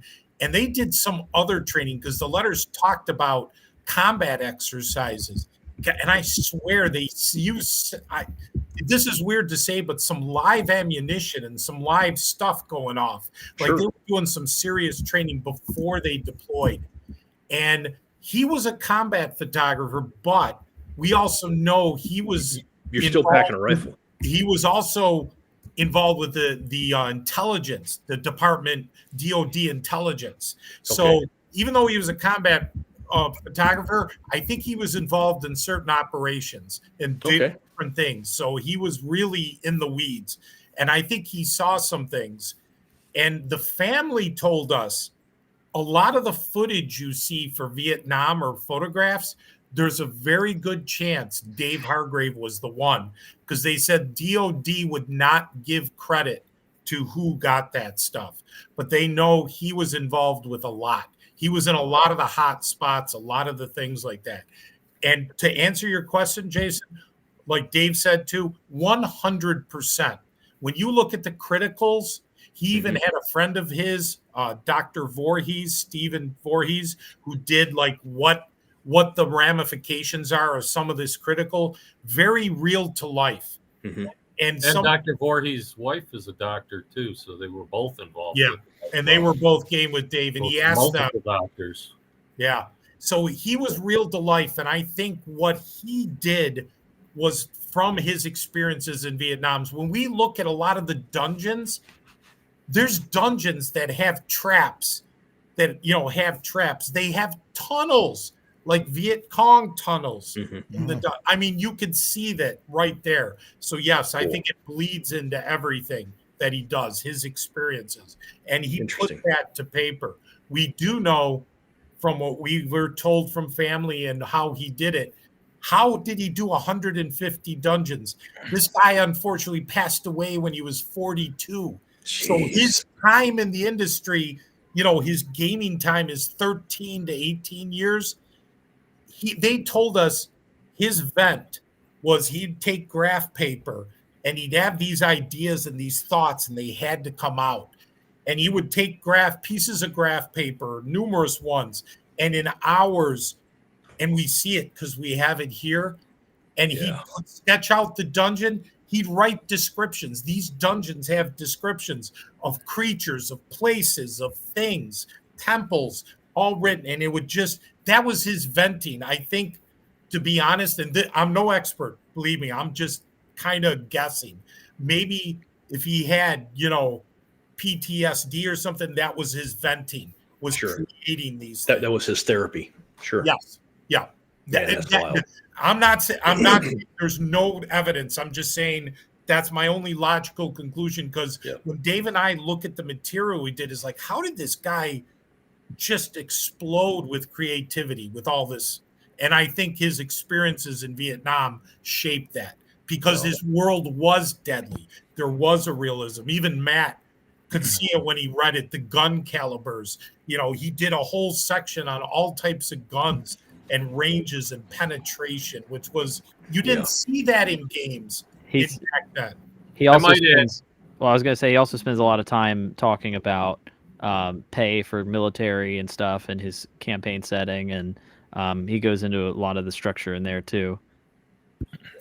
I might add also that the Dr. Voorhees, the husband-wife team that actually helped him put those critical tables and recovery tables together. When I actually talked to them on the phone, their response was Hargrave was utterly a genius, and this is from doctors. So it takes a lot to become a doctor. But to have a doctor say you're a genius. Yeah. Well, like you were saying, the depth of detail that the guy did, in a span of 20 years ish, is staggering. That's genius level intellect there, or some kind of weird savant. So crazy. It is, and he did come from a bit of a war game background, and we were told from the family that he did do war games back then in the in the 60s, late 60s, that there was a wargaming element to him. And he talked about doing, in the military, they did war games, but he took it to the next level. They said he was heavily into the naval wargaming too. Yeah, the naval wargaming, and he developed some stuff too. We do have some things in the archive that he did some play-by-mail stuff, and we have actually correspondence where he corresponded with a bunch of people. He did his own ancient map that made it like a Roman ancient map, the whole old world, and he put fantasy countries and he mixed things there and ran a game. So he had a lot going on, and part of it, when you said what did he do, he was part of a Mensa group back in California, which were the high IQ people. And his family kept telling us he ran his game, and his family are not gamers. He said he had a game he developed that really intrigued the Mensa group who played his game, and he was really well liked because it intrigued him. All this group of high IQ people were like, this is really cool, we want more. So he ran a lot for Mensa in California back in the day. So I don't know. I know that you guys, for the Kickstarter, you're reprinting the original the Arduin Trilogy, and that's kind of what you guys have been supporting and pushing and whatnot. And is there a reason? Like, I know there was like an Arduin 2 and like another printing, I think, after that. I don't know if it was like a third edition or something where there was something different. But why is there something? I don't know too much about those. Is that something that is like just wasn't the right fit, or you think they changed it? They went the wrong direction with it, and like why go back to the beginning? Okay, so you have the original Arduin, which is like old D&D. It's the sure. And I'm all for going back, to the start, and back to the OD&D times and all of that. I'm all for it. So, and I give you a little bit of a timeline. So what happened was Dave Hargrave passed in 88. And at that time, Jim Mathis and Mark Scheiner with Grimoire Games were doing complete Arduin 2, as we call it, the second version. So Dave had his, obviously was part of the whole thing. And then Mark Scheiner finished it off. What happened is when they produced that, unfortunately, they lost the author. They lost Dave. But then guess what was happening just in the early 90s, just as they were producing Arduin 2? Now, it was a percentile-based system. It was a whole new vision of Arduin, so it went away from the original, went into a percentile. But Magic, the gathering, the cards were became quickly the thing starting in the early 90s. Moving 93, 93. So all of a sudden, here they are producing the new Arduin, and they get hit with that. So unfortunately, it didn't go over well. So that kind of faded away. And then what happens is much later than that, when Dave and I acquired Arduin, which was, again, in 1998 that we acquired it, we looked back. We reprinted the originals for many years. Then in the 2012, 2013, we created Arduin Eternal, which you could call Arduin 3, the third version. Okay, that's what I was thinking of. Yeah, and that was a very heavy. It would took the percentile Arduin 2 and went to the next level. Unfortunately, with that, it was a lot. Highly complex, very crunchy, and so it didn't fly well at all. And unfortunately, what happened is within a year of that coming out, Dave and I had a lot of bad things personally happen. 2014, we pretty much lost. Both of Dave's parents passed away. My father passed away. My mother caught cancer. It was just that year train wrecked us, and we had other things. William Watt, who was with us for so many years. What was his brother died, Dave? His brother died. They found him in the house a week later. His wife died. As a company, the main core of the company, we just personal wise took major hits. So we went into a hibernation for about 7 years from that point. And then in 2021, Dave retired. came back, we talked about maybe getting the company going again, and then we started. And then when we started early on in 2021, by the fall, we're like, you know what? We need to get a system for Arduin. We need to get something fresh. And we knew from the notes and the things we saw, Dave Hargrave, even though he was doing Arduin 2, his next version, he wanted to do what was called Arduin Bloody Arduin. And it's basically his magnus opus, is like his version, his ultimate version of Arduin. And it looked like he was going back to the beginning.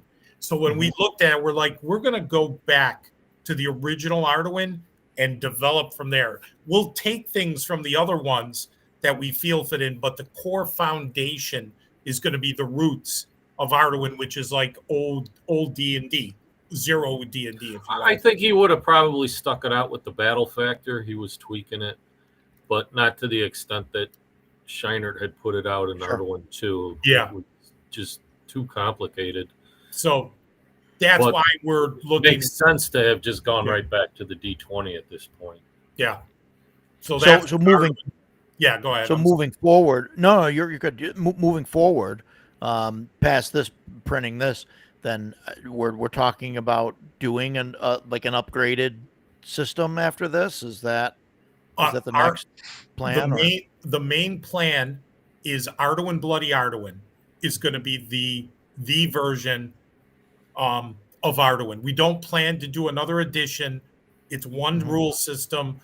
We're looking at 2027 to come out with Arduin Bloody. We've been in works for 4 years developing.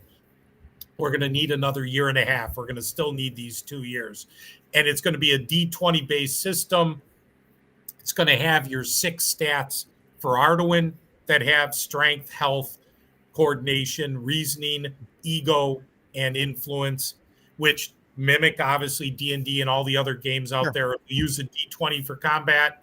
Armor class, we've talked about that. We are going to go with ascending armor class. We just feel that it's a good, clean thing to use, but it's going to go back to the basics. And we feel that's the way to pay a homage to Dave, because he's going to do that. We're going to have the crits, fumbles. We're going to take all the best parts from Arduin and port them over, and then develop some new things and move forward with it. And the reason we're saying 2027 is because 2027 is the 50th anniversary for Arduin, where Dave Hargrave in February 1977 published the first Arduin grimoire. So that's going to be our main thrust, is that.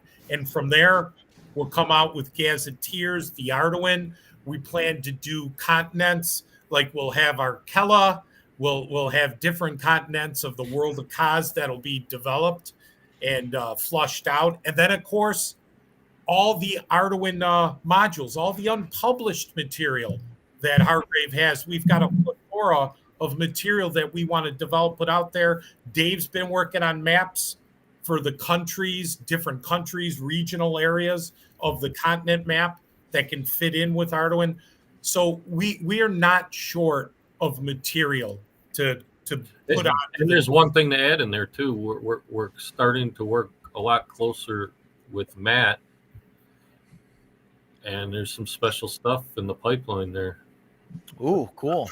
Well, there you go, Matt. Dave just yeah. There's some cool stuff. I'm not going to spill the beans on it all, but I'm quite excited. Yeah. So. Yeah, and like I said, Matt's a very good fit with his style of writing, with his energy, with how he develops Barrows and Borderlands. We see a very, very tight relationship in the future. But Arduin, Bloody Arduin, Roger, to your question, that's the future of Arduin. And we plan to do that in 2027. I have a feeling there's going to be a convention in central New York in June of 2027 that you thought we were crazy with the booth. Now, Jason, wait till you see what we're going to do. I'm digging it. Yeah, I don't even know. Did you even say, George, that there's actually quite a few modules already written for all of this? Yeah. We've already written some. I'm sorry. We already have some that are already written, and we have more in development. So again, behind the scenes, we have a lot going on with that. Like I said, artwork, back to the question you had, Jason, literally hundreds of new pieces of artwork that have been done, that are done, and we have more coming. And we're doing both. And what I mean by that is black and white and color. We're going to do both. So, we didn't want to get into that game because it was like, do we do color? Do we just do black and white? Because then we know people like both. And we're like, we're going to do both. We'll be smart about it. Like if all the races we've done are color, so the whole section on races is color. But then we have our demons. We did them in black and white, so all the demons will be black and white. So each section will have a theme and will be consistent. Like our giants are all beautiful color plate pictures that we've done. So we've done it smart, so it's not too drastic, but each category, each section will be color or it'll be black and white, but it'll all mix in well. And some of the artwork you've seen at the con, the Scorpoon, the Lich with the cards, it's all cut. Yeah. All the artwork, the stuff on the tables, it's all our artwork. And we're like, why not use it? The Octorilla, Roger, your favorite. Yeah, love that guy.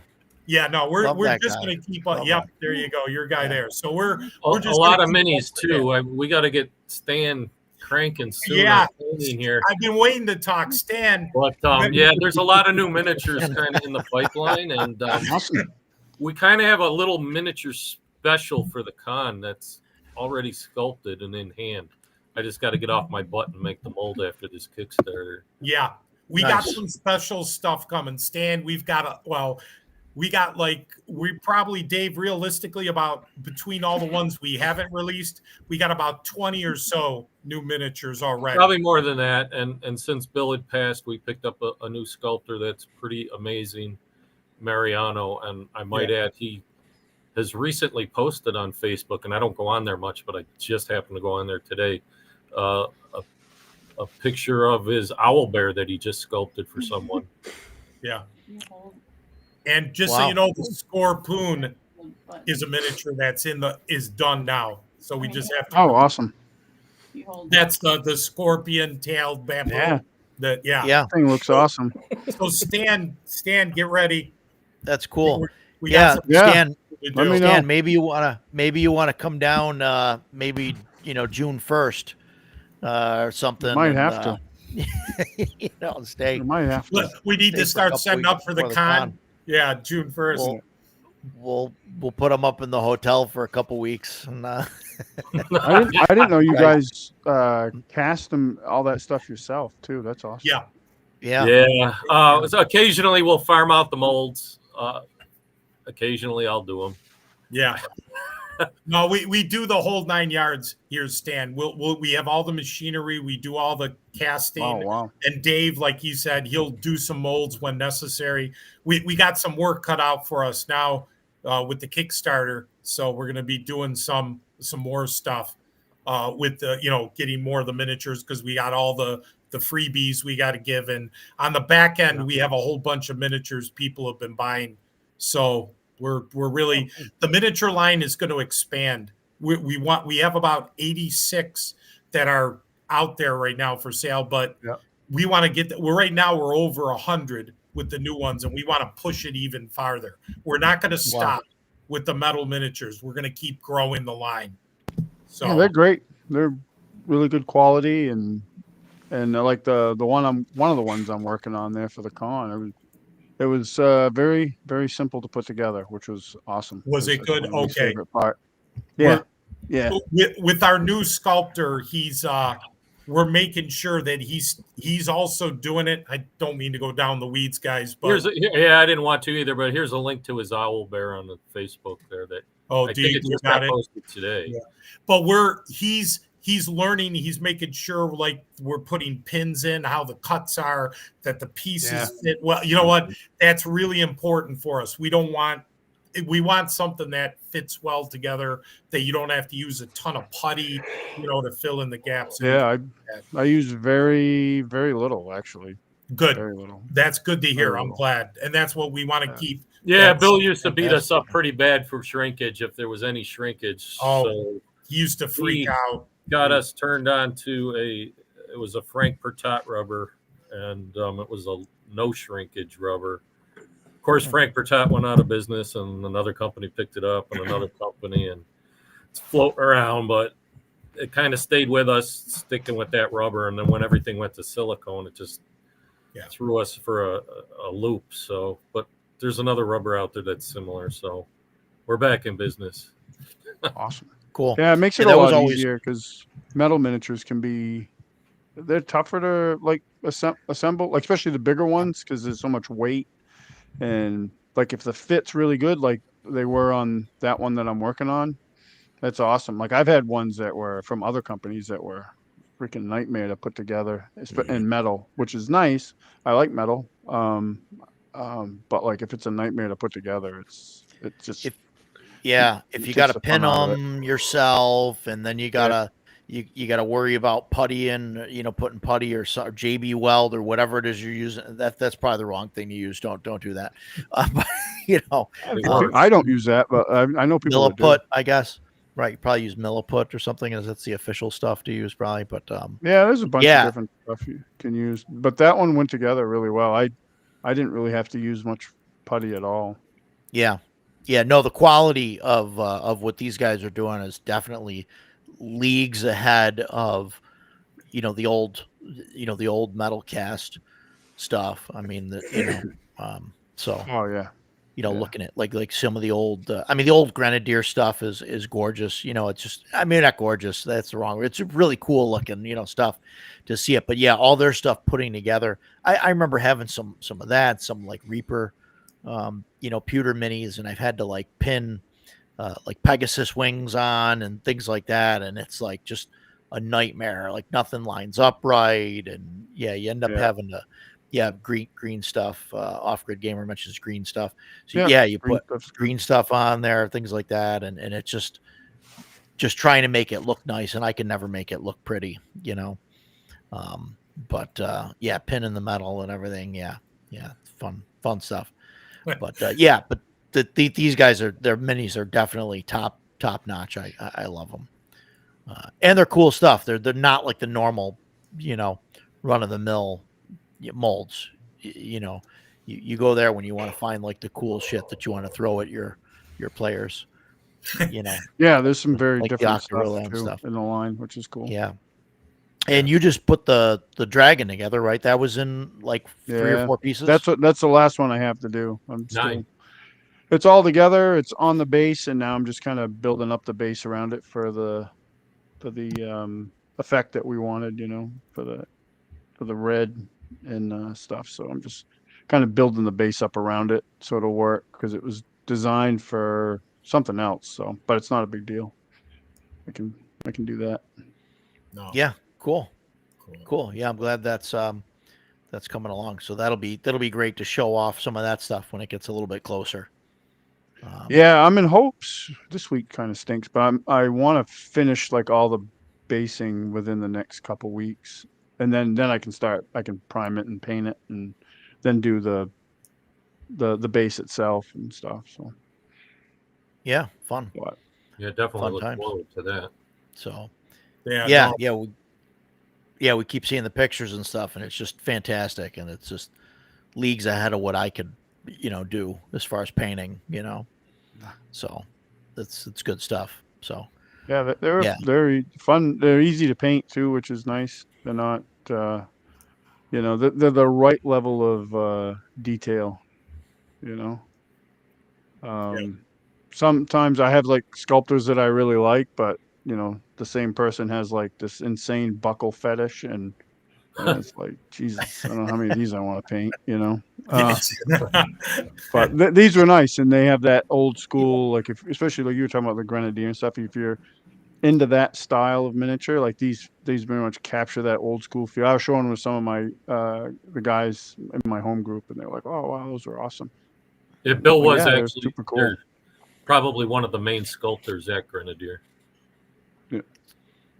I don't say that enough. I'm still figuring out this whole YouTube thing, but like, share, subscribe, all that fun stuff. The QR code in the bottom right, that takes you to the Kickstarter. for these guys. So click on that and just scroll down to the max level, and then just hit back it and just give it your credit card info, and pay it later. It's fine. It's great. Just when you showed us the that box, I had to do that add-on. So I've given you more. You're welcome. Yeah, that add-on's pretty awesome. Yeah. Dave's 24 hours before the Kickstarter. That is cool. Yeah. I'm telling you, I kept it as a surprise, and I didn't know if I was going to get a sample. He kept it as a surprise, and just to let everyone know, we customize these, but there's more customization that we just recently did. It says 5 millimeters, but we had to change it on the Kickstarter. This is 5 millimeters. 6 on the Kickstarter. Yeah, it says 6 at one spot because I couldn't change it. This is 5 millimeter, but now the ends, this part is going to be 8 millimeters. And the reason being is the initial design had, I'm getting messed up here, 3 of these magnets here to fit on. The new one's going to be thicker, stronger magnets, and we believe 4, right, Dave? 4 magnets on each. It's supposed to be 4 on each side. Yeah. So then it'll stay on better than the original. So should have the final sample this week. Yeah, I think those will be there. I was referring to the Trilogy box. That. Oh, thing, yeah. Because I'd already gone all the way over to the right and getting the slipcase and all that. Yes, that one. When I saw that, I was like, "Oh, damn it! Okay, I gotta add that too." Yep. Yeah. What is that an ad? What did I miss something? That's in here. Yeah. That's physically in here. So yeah, and you get both. You get Matt's Barrows and Borderlands and the Arduin Trilogy. Yeah, not this version, but Tonisborg. the other version. Excellent. Yeah. Mostly, I just wanted the uncensored art of the back. That's why I did it. There you go. Right. I've never even seen it. I don't know what I'm talking about. There's the artwork almost. So that's Matt. What Matt is showing. Those are the 2 box sets that come in the big box. Yes. Right, as part of the Kickstarter. Yeah, they're the only box sets. Yeah, there's no additional ones. The only box sets. Right. And then you get the Tonisborg. You got your Tonisborg there? I do not. Dave, do you have? I do. It's on the other side of the room. Oh, and I don't have. A second, I'll go grab This it. is how much I suck at Kickstarter. So if I already got, hang on, let me bring up my pledge here. So if I already got the premium protective case bundle, do I have those 2 brown sets that you just did? Yes. Okay. So if I get another one that I don't need it, I'm just adding more stuff. Oh, there it is. Okay. And there it is. Does that come in the premium protective case bundle? Yes. Yes. Yeah. There's 22 items. Just to make it clear, when you get the premier bundle, I can't get the glare off. Yeah, it's hard to see, Dave, but that's fine.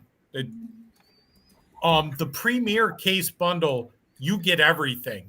You get everything in addition to PDFs too. Basically, you get the other rewards in there, Jason. Okay. Just so you know, you're getting everything. You're not missing anything, and all the stretch goals. So you're getting the whole 9 yards. All right. And thank you for that clarification. Yeah, no. Again, I apologize because the Kickstarter, holy cow. And I've said this story a few times. I felt like I broke the Kickstarter at the end because that was another consternation right at the end before the launch. So much stuff listed that you get. Kickstarter stopped me from doing anymore. It wouldn't let me save. It said you've exceeded our 35,000 character limit for the Kickstarter, and I had to rework it to get it done. But yeah, no, you're getting everything, Jason. You're not missing any. You're going to get both box sets, Tonisborg, the maps, the cards, the miniatures. You're getting the whole 9 yards. Yeah, I was, and I messaged you about this. I was backer number 2. I was sitting there at midnight. Refresh. I thought you got number 1. And I tried. I flipped over to the right, hit all, and then I went and somebody beat me. But I looked at the total of the Kickstarter. It was only my money. So somebody hit 0, saved it. Whoever backer 1 is out there. Oh, that's what I think. Cheated. Do you see Matt smiling? I think it was one of his friends, right, Matt? I think. Yeah, look at Matt. I don't know. But I'm number 2. I don't know. I know nothing. I was so excited about it. I might add too that the card set that we're throwing in there, the Swords and Dragons, it'll come with this sticker here that you can scan that code to get the rules for it. Cool. And we'll throw this bag in there that you can store the cards in.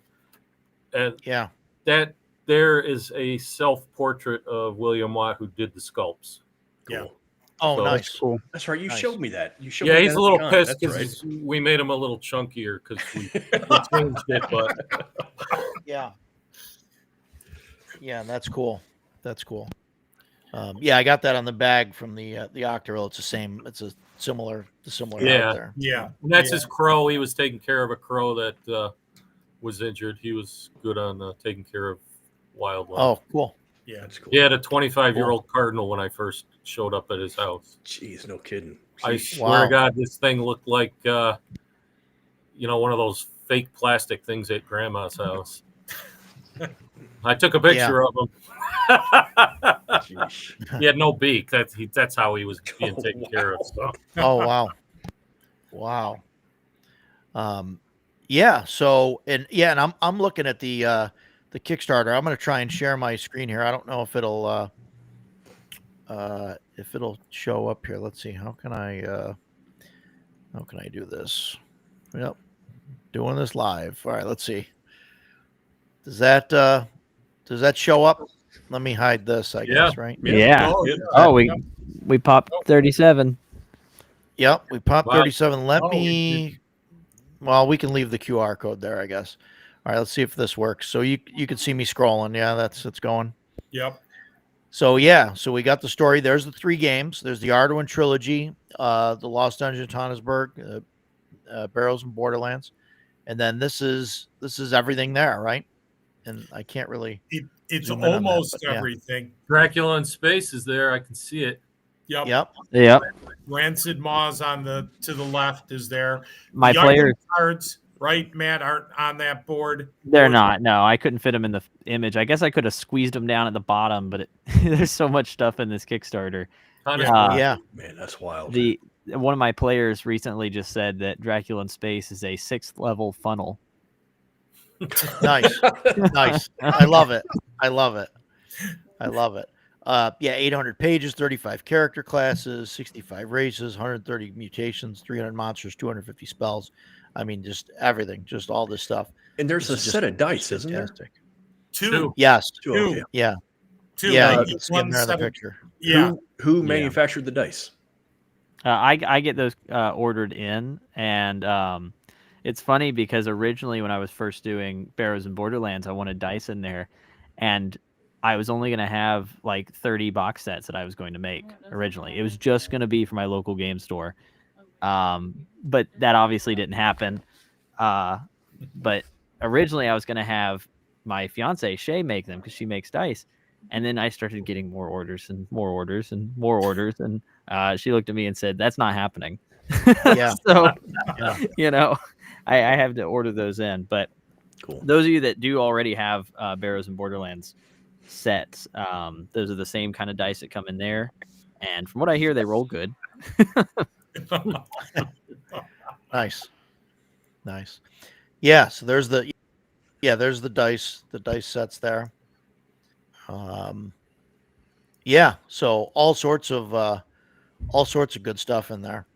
I think, I don't know if I really missed anything. I think this is just going through more of that stuff. I think I it don't know if was. this- go ahead. I think it was Tinker's podcast that you guys were on. Excuse me, a couple of weeks ago. One of the guys on the panel was kind of beating you up over a retail order, and you had said no. That's not part of the plan. Will we see these on retail shelves at some point in the future, or is this going to be backers get it and it's not available anywhere else? Well, I mean, we made a certain amount of them. So we ordered boxes in. So, like we'll have those left over, but we're not producing any more after this is done. So it's just whatever's left. And those also don't get the Kickstarter savings from the folks that actually backed it. But yeah, I mean, it's just whatever we have left. Once it's all over, we'll probably move. But yeah, we're not making any. You couldn't pay me enough to print on this heavy cardstock anymore.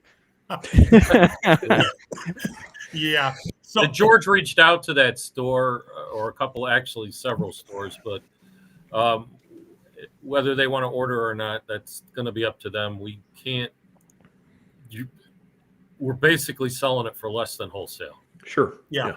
So we are offering an incentive to anybody wanting to do retail that will compensate them with other product that we have on hand. Cool. And that's the best we can do. But so the short end of it is probably won't be in stores after this. Yeah. Okay. I'll probably very few. Very few. I think it'll be in the store near Matt. It'll be in a couple stores up here. I have a couple of them that I will probably want to try and get in the Green Dragon down here, because that's where I started playing my game. So it'd be cool to have a couple. But yeah, I mean, like I said, sorry, George, sorry, Dave, I'm not making any more. I won't do it. Noble Knight's probably going to be good for a few. Yeah. Cool. So and I wasn't trying to pass judgment either way. I was just wondering what the final decision had been. No. It was never meant to be a long-term project that is sustained. There's 3 companies involved. I mean, it's really complicated. And if I have any at cons by then, but I mean, we've got a lot of people backing so far. So it'd be neat if we didn't have any left over. That would be the cool thing. Yeah, right. So, I mean, I'd like to come to CNYCon with at least 3 copies, just in case. Cool. Sure. So That'd be cool. The bottom line is there'll be a few that'll still be available, but honestly, it is a limited edition because we're only going to produce so many box sets, and once we run out, we're out. Yeah. And there is a limited amount. The Kickstarter is going to take a large chunk of everything right at this point, wherever we end up. We're not, like Matt said, we are not going to do this. We can't have Matt doing what he's doing, what we're doing. It's insane. This is a one-time thing, and it truly is limited edition, where even the cases, these custom cases, they're not going to be available like this all the time, because it's crazy what we have. These will have a handful left over. There's the cardboard box, and these will probably stock, but they're going to be higher priced than what we're offering them on the Kickstarter. I mean, they're basically wholesale on the Kickstarter. Yeah, and we, as far as like my Barrows and Borderlands boxes, obviously, at a certain point, I won't be able to keep up anymore making them by hand. So eventually, I won't be doing those anymore. It Feel bad for you, Matt. Well, I have another order of wood grain boxes that I have for my stock coming in, and then I've got the hardbacks available on drive-through that are print on demand. Those have been getting good reviews, and as much as I love the box sets, I mean, you really can't do it forever. So there's a reason Gary and Dave stopped doing it. So that's the plan. So Arduin, obviously, this is a one-time thing for that, because it's reprinting the classic, and then the next thing you guys print will be the new core books. Are they going to be a single book, single volume? The plan we're planning to do is kind of a homage, again, a trilogy. Okay, they're going to have 3 books: GM, a player grimoire, GM grimoire, and a monster grimoire, but the format is going to be, it's going to be 8.5 by 11. It's going to be in a large format. And then and format going forward. Yeah. For that. And then correct. Matt, you're doing, you do the books, you're obviously your game, Barrows and Borderlands, that's still ongoing. Yes. So your printings for that, you're going to, once you finish with your boxes and stuff, once they're gone, and you're just going to rely on drive-through. Then I've got second, third, fourth, fifth, sixth, seventh editions of my game. No, I'm kidding. The game's where it's at. Right? Mainly, I mean, I have my most fun writing modules, so I'll probably be writing modules. Sure. We've also got Radioactive Boogaloo, which is my additional rules.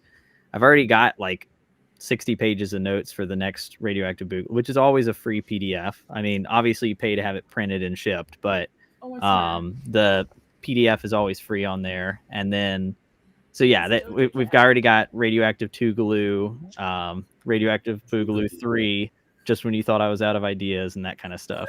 But those are the rules that like Awesome. they either didn't make the cut to the main game, or they're things that I'm thinking of now that could be cool, like playtest material, or just overcomplicated things that I think were cool. But Sure, all that goes in there. You're singing my song right there. Complicated. I think this is great. Matt, do you have one of your hardcovers? I do have a hardcover here. Let me see. Yeah, it's a really cool book. This is one of the proof ones. But yeah, I'll just spread.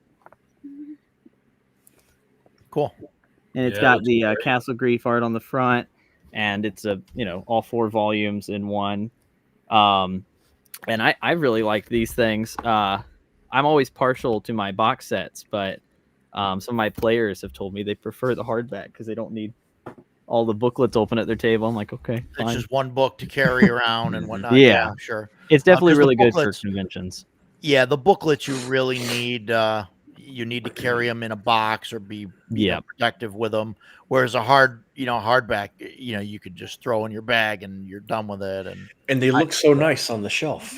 They do look nice on the shelf. Yeah. Yeah. I've also got the really cool, like the binding Barrows and Borderlands on this one. That's cool. Yeah. And so already we have 3 other adventure modules for B&B. One of them is being written by John, one of my players, who's been working on it for a long while now. He's got Radioactive Boogaloo 7, The Secret of the Ooze. Be careful, I'll steal that. No, I'm kidding. Yeah. No, he's working on like a 52 level mega dungeon that his player character built in game. So he's been stocking it with his in-game money and filling it out, and it's pretty deadly as well. How many levels? 52 levels. It's six buildings that the levels are spread throughout. One level a week, right? Yeah. The World Trade Centers. Yeah, dude. He's got these. Dude, he said, "Wait, I conquered a 5-mile hex. Okay, cool." And he started filling it out. This is something his character's been working on for a very long time, and then like as far as my adventure modules go, won't spoil too much, but got a lot of orc action coming and a lot of magic users. And the content for the Portal to Adventure box set will be, I'll continually reference it in the Radioactive Boogaloo. So a lot of the rulings I'm making there will take into account that some people are using the Kickstarter content, some people are using base B&B. I got really inspired by Hargrave's star rating system for his inns and taverns because I thought, oh man, it's awesome way to do it. So I started messing with guilds having star ratings and towns having star ratings to make life easy for the referee. But yeah, so stuff like that. Obviously more classes. Like I've got a Jedi. Raikishi is what we're calling it in the next Radioactive Boogaloo. Yeah. But yeah, just tons of fun stuff. Yeah, cool. The whole thing that's interesting with this Kickstarter and feeding into what Matt's saying and what we are, the whole Arduin Portal to Adventure is going to continue. And what I mean by that is it'll evolve and you can add more to it. And that's what I mean. So the bundle is not just a one-time thing. It's something you can keep using over and over. I'll make a 54 and like level. you can mix. Yeah. You can mix whatever you want. Castles, crusades, swords, wizardry, whatever. Chivalry and sorcery, whatever.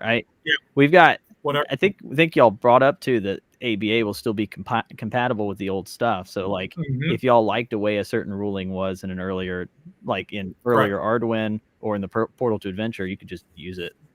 I mean, we'll be playing like when ABA comes out, we'll be playing that too at my table, and we'll probably have people at the table that are still using OD&D sheets, B&B sheets, Arduin sheets, and Portal to Adventure sheets. And then some of them will go, okay, we'll use the ABA sheets. So, but I've seen a little bit. I think they'll like it a lot because cool. It is pretty cool. And it feels like if Hargrave was able to collect it all from what I've seen so far in ABA. Yeah, but ton of work. Cool. Can't wait. I can't wait to see all that come together. And we'll be. I mean, you definitely got. I think 3 backers here. I mean. Yep. Well, you guys got to come play it with us next. We'll come bring it up to the convention, play with you up there, and then I got to come join the Discord and run through my 6-level funnels. Yeah. I love a 6-level funnel. I love that idea. That sounds Rancid fantastic. Mall's a 20th level funnel. Yeah, you know what? When you come up for CNY next year, why don't we run Rancid Mall? Oh yeah, let's do it. To adventure for everybody. Yeah. So I've got some. I'll bring some pre-made 20th level characters up there and see how they do. Good. I will have no emotional attachment to them whatsoever. You can wipe them off the map, and I'll be like, eh. Oh yeah. No, I want you to be attached when they die in the dungeon after playing with them for 6 years. And no, I'm kidding. Hey, no, that's where Stan comes in. He paints the miniature, and then you get to go home if you could become attached. A lot of my players are already at campaign, like domain level play, and no, we had one guy who's playing the same character for a couple years, brought it into a dungeon, and boom, head cut off in one fell swoop, and we're like, that's how it goes. You never know when it's gonna. And that was before we even added Arduin, so we didn't even have the critical hit tables yet. So now it's even worse. But yeah, we've got a good mix of player levels throughout the world. My players voted against critical hits because they didn't want the monsters to get them too. So you let your players vote. Yeah, I'm a softie. At the time, we were using basic fantasy, and we all had 2 hit points, so we were just cycling through characters left and right. Anyway, we switched to CNC. Well, any hits a crit. We switched to CNC, and you guys didn't want to use them. No, I don't mind having crits as long as everybody gets them. The problem is we have games like this past Sunday, where Roger just couldn't stop hitting my character, and every time he rolled damage, it was just the maximum number everywhere. And I'm like, oh, okay, this sucks. I mean, to be fair, he was floating himself up to the top. I had to get within spell range to get face to face to a dragon, and he was smacking her in the face with a +5 spear. So the reason she had it coming, she was attacking him.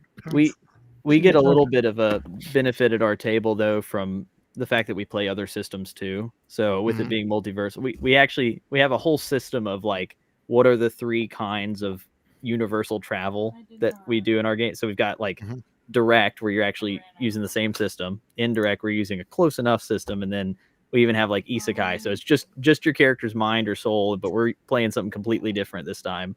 And I'll still give you XP at the end, but now we have player, like we were just in Tecumel a few weeks ago doing Empire Petal Throne, and then we did like Mothership the other day, and so tons of games, tons of chances not to die quickly, and even more to die even faster than what we have. But that's cool. I was going to ask Roger, I don't know if you had any more questions, Jason, or anything. I was going to show some of the artwork for ABA, a couple pieces, if you want to kind of see a mixture of some color and black and white. Just I'm all for an it. idea. Yeah, we'd love to see it. What do you got? You gonna pull it up? You gonna share your screen? Yeah. Why don't I share my screen and I'll just do that? Yeah. Here's one, which is I don't know. Can you guys see that? Hang on 1 second. 1 second. 1 second. 1 second. Let me do this. And let me hide the chat. And then that should be that's about as big as we're gonna get, I think. So yeah, we could see the giant it's millipede looking thing. Millipede, I guess, or something. It's a dinosaur type. So this is just one of the dinosaur creatures in the game, just to give you, this is one of our artists. So it's a colorized, wanted to, and I like the scale representation up there. Yeah, that's cool. Yeah. Is it cool? Yeah. And then on the bottom, we like how he does the bottom portion too, like the ripped paper, and it shows a little bit of the creature. So we have a lot of that happening with our dinosaurs. So this is one of them, again, to give you a nice little bit. Cool. Let me get to the next one because I think I got to share each individually, Roger. If you share the, I'm not sure. If you share the screen, you should be able to flip through them. Oh, I don't know. okay. Let me put that back up. Yeah, that guy looks cool. This is the Howl Fiend. Here's a black and white. Actually, our from the convention, our table skirts have this image. Oh, okay. That's why it looks familiar. Okay. Yeah, it's inversed. Yeah, just to show this is, again, our black and white. I'll try to flip through it. You guys let me know. Can you see the next image, or are you still seeing the same? No, one? we're still seeing the same one. Okay. So I probably have to stop sharing and then Yeah. I'm sorry. No, that's okay. We'll just Giving Roger some practice at what he can do with this stream. Yep. Got the next one up. There we go. Yep. Is that like a golem? What is that? It's an Orca Hundus. It's basically a giant, humongous orc. Yes. Okay. It's a giant orc in Arduin. He's in one of the Arduin. Awesome. I might add, he's been sculpted as well by Mariano. Yeah, that was my next question. Cool. Yes, he's one of the new miniatures coming. Is a giant, which is a giant orc. Oh, that's awesome. Oh, that's nice. Yeah, that's cool. Yeah. So we got him. Let me get to the next one. This will be my last one I want to show you. And again, just showing you guys the artwork, the black and white and the color. Oh, wow. That's cool. I like that. And that's our Minotaur. So yeah, that looks awesome. Yeah. And that, I just wanted to give everybody a taste that that's the artwork we're doing too. And again, we don't compromise on that. And believe me, if we think it sucks, we're not going to do it. So we have a certain standard where we're like, this has to be, good. And it has to be cool. Right, Matt? Yeah. Cool. That was the first thing I asked them when they talked to me about working on stuff together. I was like, well, I mean, we could sit here all day and talk about the specifics of percentages. I was like, are we going to make cool stuff? Because that's really what's important here. Yep. Yeah. The rule of cool is the most important rule. Yeah. If I needed to, like, because my normal day job, so-and-so is working film and videography and theater work. So it was, now recently I have not done that in a while because I've been boxing sets this entire time. But no, I was like, like if I'm ever at a point where I'm out of ideas or I'm not making anything cool, I might as well not make random crap that people are going to buy and waste their money on. So, because I've bought so many things over the years where I was just like, well, I kind of wish I hadn't bought that, Yeah. So, and what's that like? Well, like that we have criteria in our campaign too, and like a lot of my referees wind up writing material to run in the game. I was like, 3 things: like, is it cool and fun? Does it actually add anything, or does it just not need to be written down? Or and are we actually going to use it? So it might sound really cool, but if we're never going to use it, what's the point in having it? So cool. Right. Yeah. Right. Yeah, exactly. So do we got any other questions for these guys? Jason, no, Stan? I had 4, but I forgot the last one. But it doesn't matter. I heard plenty, so I'm good. Are you? Yeah.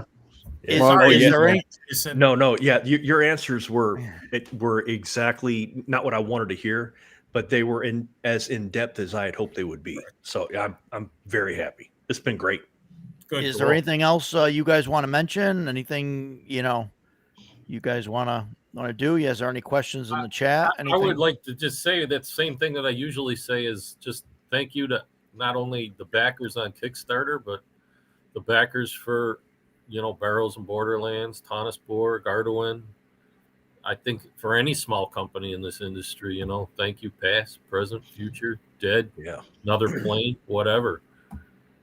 Like, without you guys, it's like we can't produce. Correct. Yeah. No, and I want to reiterate that we thank everybody who's supporting us. And like I said, it's a passion project. And what's the old saying in the industry? If you want to make a small fortune, start with a large fortune in the gaming industry. So it's like farming. Yep. Yeah. So this is all passion for us, and we appreciate everybody.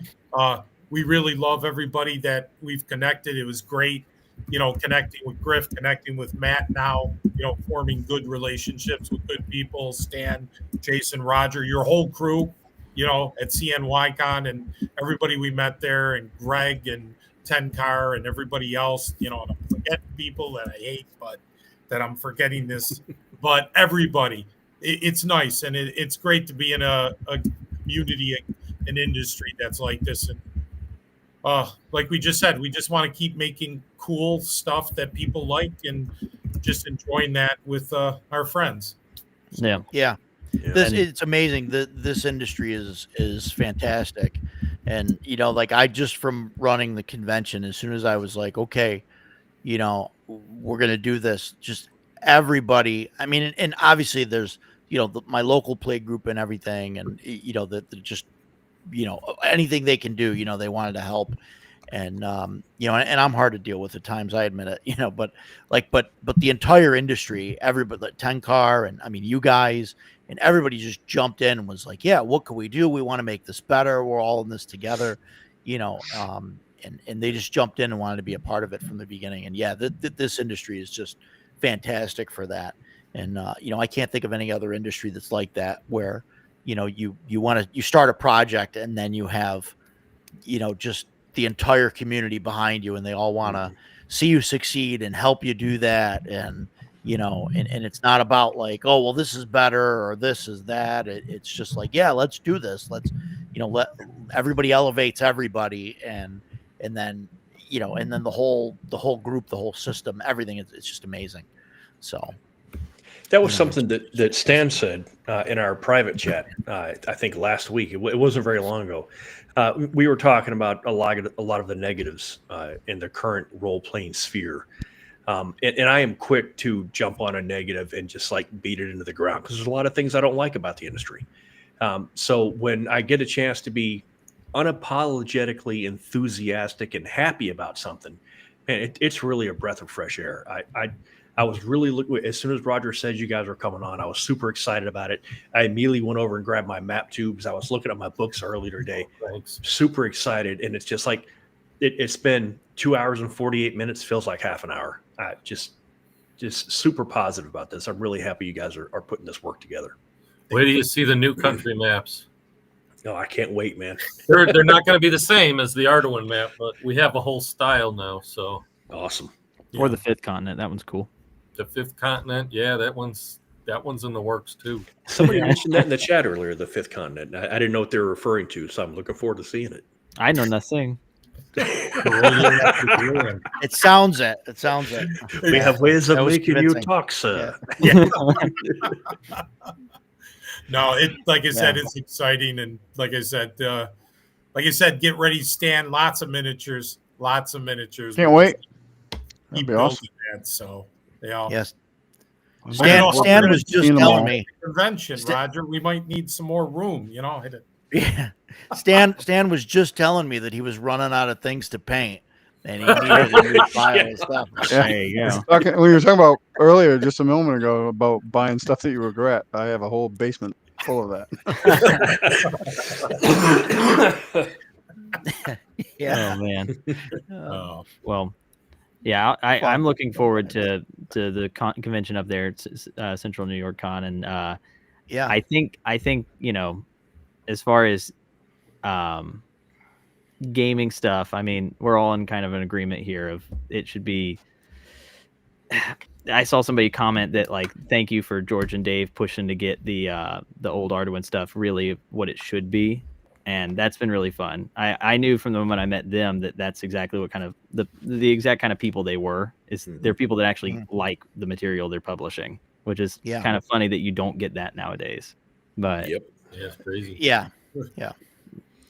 Yeah, whoever wouldn't want to like what they publish, it just seems like self torture or self mutilation or something, you know, or like the fans, or like the fans. Yeah.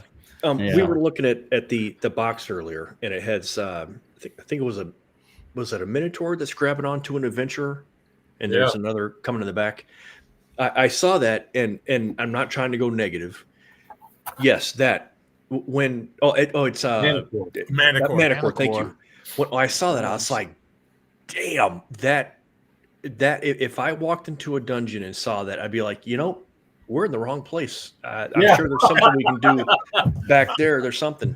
Wrong turn. But then I compare that to one of the WotC covers that's come out, and we were all making fun of it because it's wretched. But it's like it's got like the happy beholder back here, and there's a bard playing, and it's WotC. It's like this is the embodiment of WotC 2025, and but it's the beholder that I focused on. It's this happy, cheery sphere that's like part of the group, and I'm like, the beholders are supposed to be terrifying. So when I see that Manticore, I'm like, oh my God, get out of here. That's the kind of monster that I want to be seeing in my dungeons. Anyway, so I love the art. It looks great. Yes, there you go. That is not someone that I want to invite to dinner. Yeah. No. You're muted, Matt. You're muted, Matt. That was the one that Castle Grief did for the Barrows and Borderlands box. So quite happy about that. That's nice. I told him I wanted them ugly. Yes. As an abomination should be. As it should. Yeah. They should definitely look, alien and you know, and they are mean and like they're gonna kill you. These guys in the Castle Crusades campaign, my group, Jason and Joe and some of the other guys, they ran into a beholder, and the beholder I think commanded one of the guys. They realized there was the anti-magic thing going on, and it commanded one of the guys and basically spoke to, I think, him or everybody else. I wasn't sure exactly how, and was just told them, get out, leave me alone, type of thing. And these guys were like, yep, okay, thanks, bye. Yep, sorry, we're in the wrong place. We'll come back in 5 levels, but yep, sure, we'll close the door, lock it for you. Sorry for the inconvenience. Yep, we're going. Yeah, my players come back with military. So Joe says, the beholder still owes me 30 feet of silk rope. Yeah, he lost some rope there to that guy. So yeah, fun times.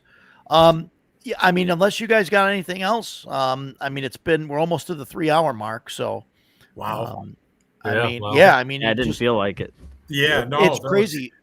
And we've been doing this for the last several weeks, and man, it's just we just sit here and talk about stuff, and 3 hours go by, and it's nothing. You just start talking about gaming and have a good time. And can we really talk about Free League for 3 hours? Turns out we can. Yeah, we can. I wasn't even sure, and then we started going into different games and everything. It's just nuts. And then, and you guys are wonderful to talk to as well. Yeah. Your enthusiasm really, really makes this a lot of fun. Yeah. Yeah, for sure.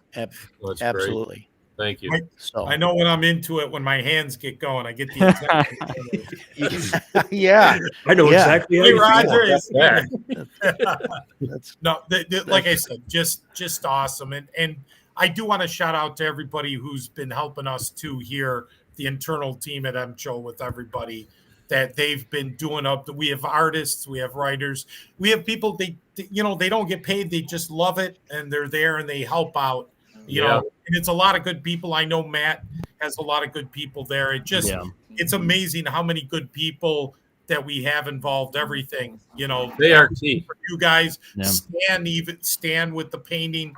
It just, everybody has their piece, and it just makes such a great whole with everybody putting in. We have some resident YouTubers in our Discord as well, that anytime there's a rules conundrum or something they don't understand, next thing you know, there's already a 5-minute YouTube video quickly explaining it. I love Those that. are my people right there, man. Yes, dude. Nice. That was when we had the new hit point system. That's exactly what happened. Fox Off RPG was like, hold on, don't type anymore, and they just filmed it real quick and sent it in. He's like, this is how you do it. Yeah, I got a lot of people I That's need to awesome. start subscribing to.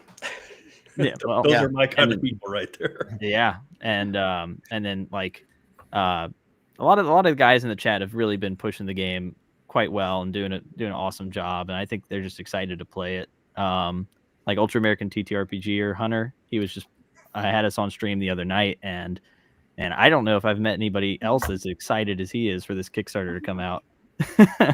That's awesome. Yeah, no, Ultra was awesome with everything. Again, the support's been great, guys, with the Kickstarter. We really appreciate it. And that, like I said, we're not here to make a mint off this. We're here to make enough to cover everything and fund a little bit to the next time so we can get to the next project and produce more. And every little bit helps. So thank you again. We really do mean it. Thank you for everybody giving and pushing and helping. And we really appreciate it. Honestly. Yeah. Shout It's out actually- to RPG Grandma too. I hope she gets better. Oh yeah. Oh, is she sick? I Did she think get sick? she is, maybe. Isn't that what Okay. you were saying, George? I thought she wasn't feeling the greatest, so I hope she gets better. So yeah, to RPG Grandma. I don't know if she's watching today, but yeah. Hope she gets well soon. So yeah, cool. It's been fantastic. Hope you guys had a good time. Yeah. Absolutely. George, Dave, you guys, I'd love to have you guys back sometime, talk about stuff. Anything, if there's, Anytime. if there's any subjects you guys want to talk about, anything like that, love to have you guys back. George, I think me, you, and Jason, just the three of us alone could spend 6 hours talking. Oh yeah, just to answer one or two questions. I mean, Absolutely, that might be a problem, but let's do it. We'll just talk until our voices give out. Matt, I'd love to have you back on and discussing, your game, how you run it, and all of that stuff, because that's, I really dig that stuff. It's really cool. It's really kind of like the game setup that I tried to push, and I'd love to talk about that. Yeah, definitely. With the real time thing and all of that, and I think that'd be really fantastic. So, just wait till I tell you about my 8 synced calendars that all move automatically 1-to-1 time across 8 universes. Yes, that's what I want to talk about. So when you're free, let me know, and we'll set that up, because I think the guys out there would love to hear some of that stuff. So we can talk about all of that, and I think that'd be fantastic. Yeah, lots of fun. So we'll see you guys on the other side, and to everybody out there, thanks for coming. Like, share, subscribe, go back to Kickstarter, subscribe, to my channel, to Decato's channel, Stan, jump on Facebook, get on the convention site, get on Matt's Discord, get on MCHO's Facebook, and all that fun stuff. Just join everything. Just Google all that stuff and just hit join, and whatever comes up. Yeah, it'll be fantastic. So yeah, it's a great time, and we'll see you guys later. Good night. Thanks, Good night, everybody. Good night. Easy. Thanks, Have a everybody. good one.